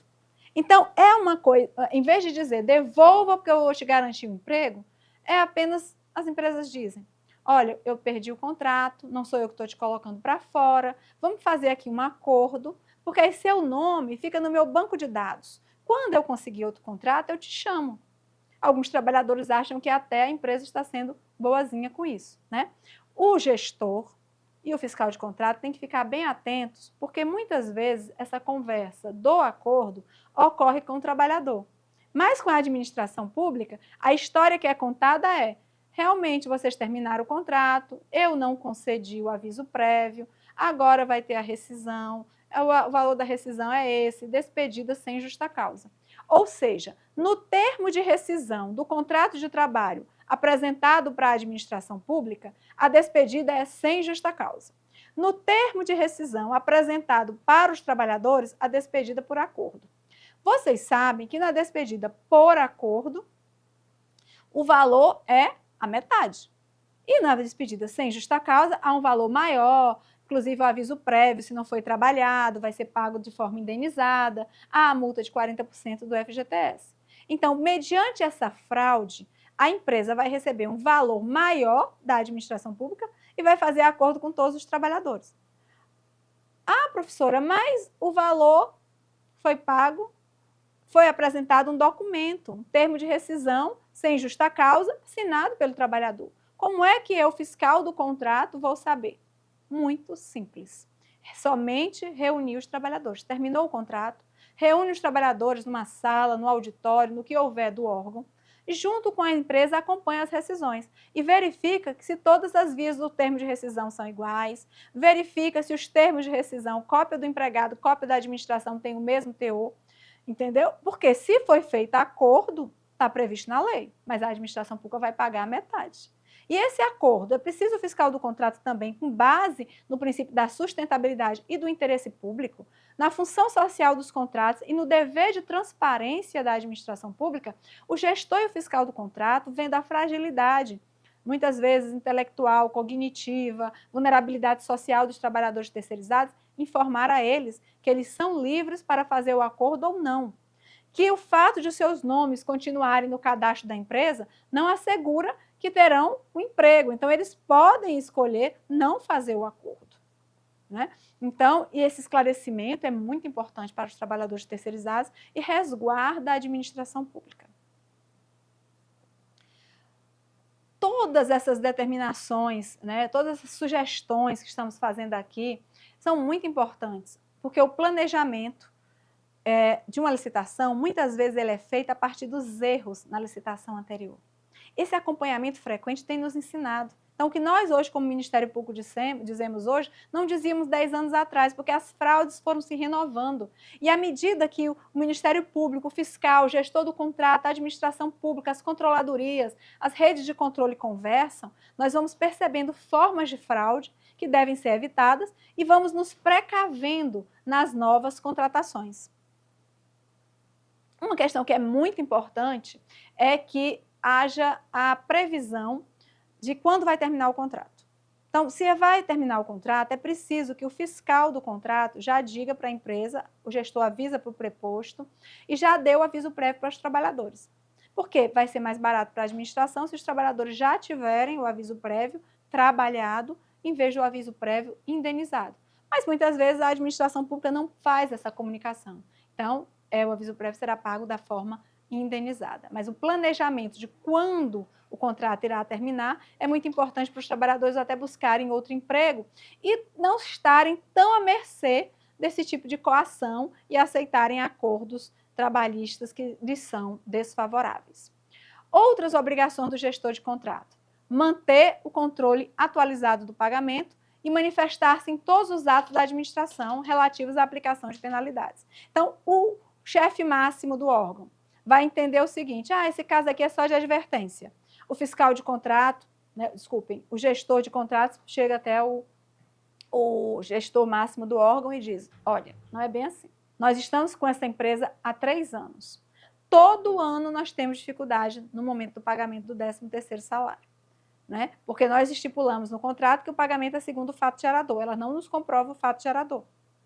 Então, nessa terceira vez, a penalidade tem que ser mais forte. Então, é preciso que o agente máximo do órgão, o administrador público de maior cargo no órgão, ele ouça o gestor de contratos quanto à regularidade dos pagamentos e qual o tipo de penalidade que vai aplicar. O fiscal e o gestor de contratos podem participar das negociações contratuais, mas é mais próprio do gestor de contratos, mas nada óbvio se chama o fiscal, porque ele vai apresentar a casuística, os casos do dia, por que não dá para negociar aquele aumento. Ele vai dizer, olha, desde a época o pregoeiro advertiu que a convenção tinha que ser aquela, como é que agora quer repactuar? Ah, agora está dizendo que a pactuação não envolvia material de limpeza, mas sim, envolvia. Então, essas informações todas ajudam a evitar descumprimentos contratuais e já dão ao gestor a possibilidade de não repetir os erros das contratações anteriores. O gestor de contratos, ele deverá formalmente se manifestar ao término da vigência do contrato sob a liberação de garantias contratuais. Porque a contratada vai pedir que libere a garantia. Como é que o gestor do contrato vai se manifestar? Vai verificar se todas as obrigações trabalhistas foram pagas. Ah, mas eu posso deixar por um tempo, até 2 anos? É uma boa cautela, né? Porque até 2 anos pode haver reclamações trabalhistas. Claro que as empresas não vão gostar dessa medida, mas se o dinheiro está na conta vinculada, nunca esteve com ela. Então, só vai ser liberada essa conta vinculada quando comprovada a quitação integral das verbas trabalhistas e até 2 anos os trabalhadores podem ingressar com ações trabalhistas. Então, é uma cautela a mais que a administração pode ter em relação a vetar essa liberação. O fiscal e o gestor de contratos têm que zelar pelo cumprimento de todas as cláusulas contratuais, né? Isso é uma obrigação que a gente fala, tem que haver segregação de funções? Tem, mas ambos devem se comunicar perenemente. Não existe gestão contratual sem uma conversa frequente com o fiscal do contrato e vice-versa. O gestor de contratos tem que realizar o ateste das notas fiscais, faturas e congêneres, declarando a efetiva prestação de serviços, esclarecendo ainda se os valores especificados nas notas fiscais, nas faturas, conferem com a documentação que comprove o pagamento das obrigações trabalhistas. Então, houve uma ordem de serviço para fazer uma limpeza de uma rede de esgotos do município. Foram, durante o mês, 10 ordens de serviço. Comprova que houve regularização, que eles estiveram trabalhando lá, há um relatório, há uma planilha, há uma folha de registro de jornada, se esses trabalhadores eventualmente trabalharem horas extras, há comprovante dessas horas extras. Então, quando ele verifica que todos os custos trabalhistas, todos os custos de materiais foram realmente empregados naquela prestação de serviço, o gestor de contratos faz o ateste das notas fiscais e aí manda para pagamento. Então, a regularidade fiscal da empresa é observada, porque sem a regularidade fiscal não há pagamento. Essas atribuições do gestor de contratos, né, estão mais relacionadas à parte documental, ele tem como se fosse um grau hierárquico maior do que o fiscal de contratos, mas deve estar sempre interagindo. Já o fiscal de contrato, ele vai anotar diariamente, vai ter um cronograma de fiscalizações, que deve ser diário, semanal, mensal, anual, mas o fiscal de contrato anotará em registro próprio todas as ocorrências relacionadas à execução do contrato, determinando a contratada que corrija as falhas. E informará aos seus superiores em tempo hábil para que sejam adotadas as medidas previstas em lei. Em caso de dúvida sobre o acompanhamento da execução contratual, o fiscal de contrato poderá solicitar auxílio aos órgãos de assessoramento jurídico, que eu já falei aqui. Não conhece bem essa questão da cláusula da convenção? Pede auxílio à advocacia do órgão, ou pede auxílio ao controle interno da administração pública, que deverão ajudá-lo com informações para dirimir as dúvidas, né? O fato é que a fiscalização de contratos ela deve estar documentada, publicizada, ser transparente, ser contínua. A Lei 14.133 determina que o fiscal e o gestor, quando eles apuram alguma irregularidade, eles devem também remeter ao Ministério Público, e sobre isso eu já falei aqui com vocês. Como seria a providência inicial? No início do contrato, logo, é importante que o fiscal do contrato faça uma planilha resumo. Olha que coisa mais prática. Planilhas, resumos ou checklists ajudam o fiscal de contratos a se ordenar, né?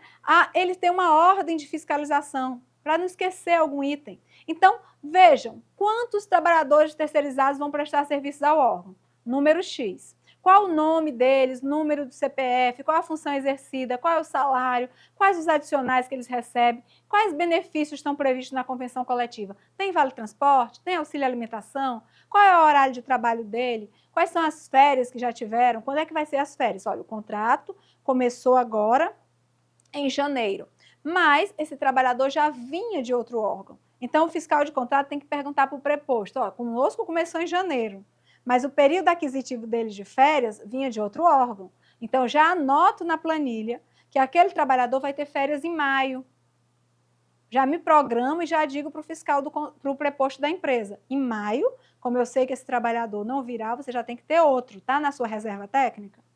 Todas as faltas, horas extras trabalhadas. E eu vou fazer aqui um parágrafo, um parêntese, para o fato de que a administração pública federal hoje está trabalhando, inclusive, com as horas extras dos terceirizados ser compatível com o horário de funcionamento dos órgãos, né? E aí paga-se se for maior, mas se for menor, o trabalhador, sem prejuízo da sua remuneração, receberá a mesma remuneração. Por quê? Porque qual o sentido de colocar um trabalhador terceirizado num órgão que está fechado?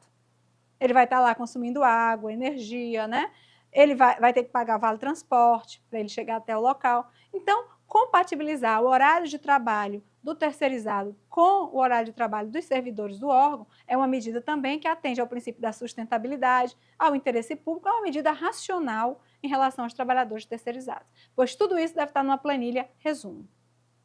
Deve conferir as anotações na carteira. Nós já vimos casos em que, quando um trabalhador apresenta atestado médico, a empresa chama outro para o seu lugar. O fiscal do contrato fica feliz, ok, a empresa está cumprindo as obrigações. Quando vamos olhar, é um trabalhador sem carteira de trabalho assinada. A empresa tem que ter a sua reserva técnica com trabalhadores com carteira assinada e não colocar para cumprir esses vazios trabalhadores que estão no cadastro dela, que ela telefona, dá um uniforme maior que era de outra pessoa para ir prestar serviço só no órgão. O fato de você ver que um trabalhador está terceirizado, está com um uniforme diferente, já é um alerta para o fiscal de contrato que talvez ele seja um trabalhador eventual levado ao órgão sem carteira assinada. Aí esse trabalhador escorrega no órgão, tem um acidente de trabalho, quebra uma perna, um braço, e a administração pública vai exigir, emita a CAT. Ele não está nem inscrito no INSS. Então, é um problema que a gente tem que ver, como eu sempre digo, de forma holística, global. Não se pode condescender, aceitar que um trabalhador preste um dia de trabalho em um órgão público sem carteira de trabalho assinada. Tem que conferir o número de trabalhadores e a função que exercem também. Verificar o valor do salário, de acordo com a convenção, já falei também. Consultar obrigações adicionais na convenção coletiva. Verificar se existem condições insalubres de trabalho. Verificar se a contratada tem programa de saúde, segurança e de gerenciamento de riscos. Verificar se a empresa contratada está cumprindo as cotas legais de contratação de pessoas com deficiência. Pessoas privadas de liberdade ou egressas do sistema prisional. E temos mais uma cota importante, que é a cota de contratação de mulheres vítimas de violência doméstica. Isso também atende ao princípio da sustentabilidade ao interesse público, assegurar-se nos contratos cotas de mulheres vítimas de violência doméstica, assim como trabalhadores aprendizes também. Há elementos de informação úteis que devem ser verificados numa fiscalização mensal. A norma no artigo 50, a Lei 14.133 no artigo 50, diz quais são os documentos que devem ser exigidos pela administração pública. Mas, além disso, a administração pública pode exigir outros documentos, porque o artigo 50, ele diz, poderão ser exigidos pelos fiscais de contratos, dentre outros, os seguintes documentos. Então, essa expressão, dentre outros, vai assegurar que a administração pública, conforme a necessidade e o tipo de serviço, exija outros documentos. Por exemplo, o fiscal do contrato de higienização hospitalar. A empresa muda um trabalhador da higienização hospitalar e traz outro. Ele vai ter que pedir se aquele trabalhador novo que foi colocado para trabalhar, nem que seja um dia no hospital, se aquele trabalhador tem um curso de higienização hospitalar, que não é uma higienização igual a outra. Se esse trabalhador recebe ordens de serviço, na qual diga a ele quais são os riscos que estão associados a ele fazer uma higienização hospitalar. Né? Então, os elementos de informação numa fiscalização diária é diferente dos elementos numa fiscalização mensal periódica. Deve, portanto, o fiscal de contrato, além da planilha resumo no início de cada contrato, elaborar uma planilha mensal. Exatamente, essa planilha mensal tem o nome do empregado, a função exercida, os dias trabalhados, tudo em relação àquele trabalhador. Então, é uma fiscalização realmente minudente que vai assegurar que o trabalhador receba corretamente as suas verbas, não se acidente no ambiente de trabalho, receba os adicionais que tem direito quando há insalubridade. E a administração pública se resguarda de responsabilidade subsidiária.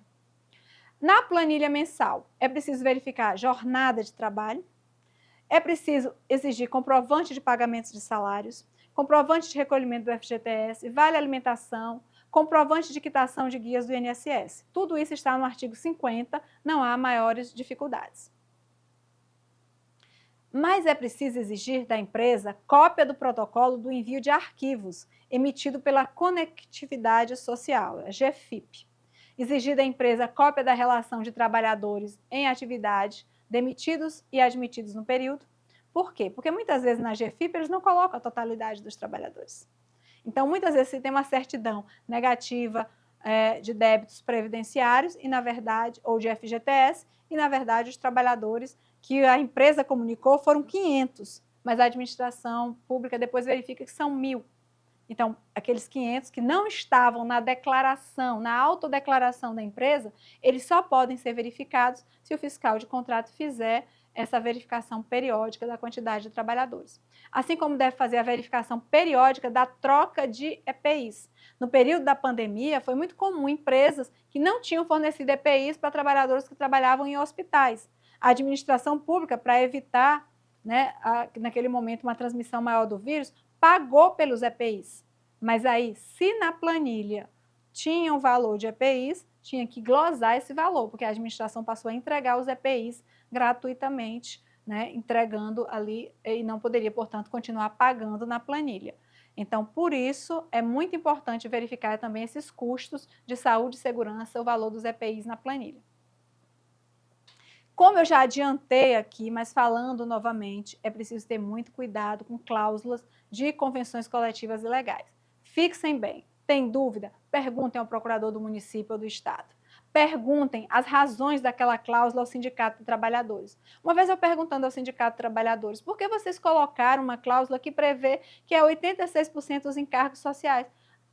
Não, doutor, a empresa disse que era uma cláusula que a gente achava que estava boa para o trabalhador, a gente não sabia qual era o percentual. Então, eles foram informados que não devem colocar essas cláusulas, porque a cláusula de percentual não faz parte das cláusulas que devem constar em acordos e convenções coletivas. São encargos trabalhistas, não recursos, valores, benefícios que vão diretamente para os trabalhadores. Então, a partir disso, o que aconteceu? Desse tipo de investigação, das conversas do Ministério Público, a nova lei já impede que tenha cláusulas que sejam alheias ao objeto de um acordo e uma convenção coletiva. Então, hoje, é para não ter esse tipo de cláusula. Se vocês virem esse tipo de cláusula, denunciem ao Ministério Público do Trabalho. Não é cláusula própria de acordo e convenção coletiva, a cláusula que fixa os percentuais de encargos trabalhistas. Isso está dito expressamente na Lei 14.133. Portanto, vejam que a Lei 14.133 fala textualmente: a administração pública não se vinculará a disposições contidas em acordos, convenções ou dissídios coletivos de trabalho que tratem de matéria não trabalhista, de pagamento de participação de trabalhadores nos lucros ou resultados do contratado, ou que estabeleçam direitos não previstos em lei, como valores ou índices obrigatórios de encargos sociais ou previdenciários, bem como de preços para os insumos relacionados ao exercício da atividade. Então, vejam que essa norma existe hoje porque ao longo do tempo houve uma expertise, uma especialização dos fiscais e gestores de contratos que informaram isso ao Ministério Público. O Ministério Público trabalhou junto à administração pública para a retirada dessas cláusulas aos tribunais de contas e hoje está expresso na lei. Então, aí não há nem dúvida, né, para um fiscal ou gestor de contratos de que essas cláusulas são ilegais, elas não devem ser consideradas na planilha de custos e formação de preços. O parágrafo 2º também estabelece: é vedado ao órgão ou entidade contratante vincular-se a disposições previstas nos acordos, convenções ou dissídios coletivos que tratem de obrigações e direitos que somente se aplicam aos contratos com a administração pública. Foi o exemplo que eu já dei neste curso de um determinado plano de saúde ser aplicável, uma cláusula de plano de saúde ser aplicável só à administração pública e não à iniciativa privada. Se a cláusula for aplicável a ambos, é uma cláusula geral, os acordos e convenções coletivas têm força de lei, os dissídios coletivos devem ser observados. Se for uma cláusula geral para a administração pública e para a iniciativa privada, pode-se adotar aquela cláusula e compor aquele valor na planilha de custos e formação de preços. A repactuação deve observar o interreg no mínimo de 1 ano. E aqui há um pedido do Ministério Público do Trabalho. Tenham muito cuidado com os acordos e convenções coletivas para que os trabalhadores não precisem amargar por 1 ano o pagamento de um piso salarial incorreto por escolha inadequada da convenção coletiva. E, na verdade, o termo nem é escolha, porque toda convenção coletiva ela tem que ser assinada por um sindicato que legitimamente represente o trabalhador. Então, na verdade, o que a administração pública pode fazer quando tem uma dúvida, não só conversar com o Ministério Público, com a Superintendência Regional do Trabalho, mas também ouvir os sindicatos envolvidos, porque muitas vezes a administração vai ver que existe um sindicato tentando entrar na base territorial do outro e aí pode precisar de uma mediação do Ministério Público do Trabalho. O Ministério Público do Trabalho tem uma coordenadoria nacional chamada CONALES, de liberdade sindical, e nós podemos mediar esse conflito e, portanto, depois dizer claramente para a administração qual é o sindicato que representa aquele grupo de trabalhadores terceirizado e qual a convenção aplicável, para que não haja nenhum erro quanto ao valor do piso salarial e demais obrigações trabalhistas. Então, dito isso, para que haja essa vontade, né, dos fiscais de contrato e gestores de contratos de observar que, muitas vezes, não repactuar é deixar esses trabalhadores sem nenhuma proteção. E, após 1 ano, pode pensar na repactuação do período pretérito, para que os trabalhadores possam receber aquele valor que lhes era devido. Quer dizer, não é possível a repactuação imediata, mas a repactuação subsequente, a administração fundamentando que houve uma aplicação indevida da convenção coletiva de trabalho.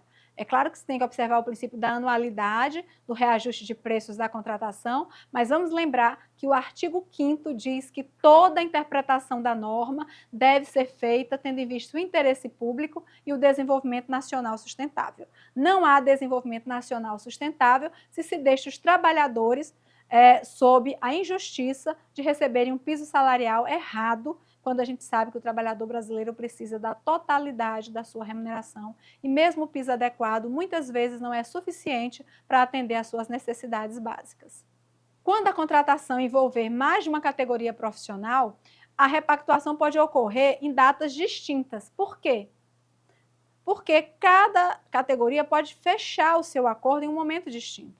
Então, se foi feito um lote para a contratação de auxiliares de serviços gerais, de limpezas não hospitalares e auxiliares de serviços gerais de áreas hospitalares, e os acordos ou convenções coletivas forem firmados em datas distintas, faz uma repactuação para cada uma dessas datas. Então, o gestor de contratos apenas fundamenta isso no processo. Como é que muitas fraudes ocorrem às vezes e a administração pública se prejudica? Depois responde de forma subsidiária. A contratada simplesmente não pede a repactuação e o fiscal de contratos não atenta para isso. E por que uma contratada, os senhores podem se perguntar, e por que uma contratada, podendo pedir a repactuação, não pede? Por uma questão de lógica, uma estratagema para fraudar o contrato. Porque se ela não pedir a repactuação, os trabalhadores ficam recebendo um piso anterior à atual convenção coletiva de trabalho. Já está perto de terminar o contrato. Termina o contrato, paga as verbas rescisórias com o piso anterior. A administração não nota isso. Depois a empresa, passados 2 anos, vai na Justiça Comum Estadual e diz: olha, houve um equívoco, nós esquecemos de pedir a repactuação. E agora pede a repactuação.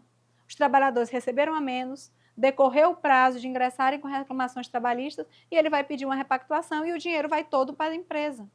Então, nós não podemos permitir que, por uma falta de fiscalização, a repactuação não seja pedida. Então, a administração pública, com base nos princípios que eu li no artigo 5º, essa administração pública pode solicitar que a empresa apresente o pedido de repactuação.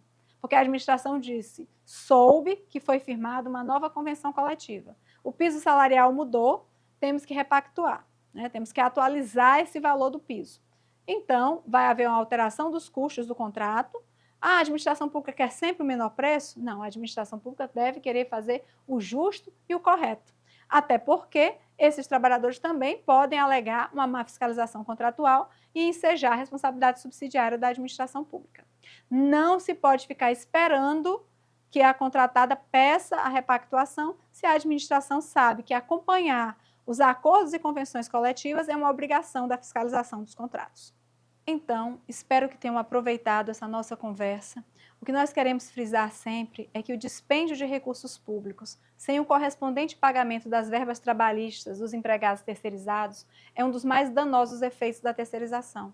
Mas que esse efeito ele pode ser minorado ou até eliminado se houver uma atuação comprometida dos gestores e fiscais de contratos, que devem buscar a participação dos trabalhadores, as informações vindas dos trabalhadores, a participação da sociedade, dos sindicatos, para que nós possamos superar essa triste realidade de pagamentos superfaturados de um lado ou de pagamentos que só enriquecem as empresas enquanto os trabalhadores terceirizados ficam sem receber as suas verbas trabalhistas.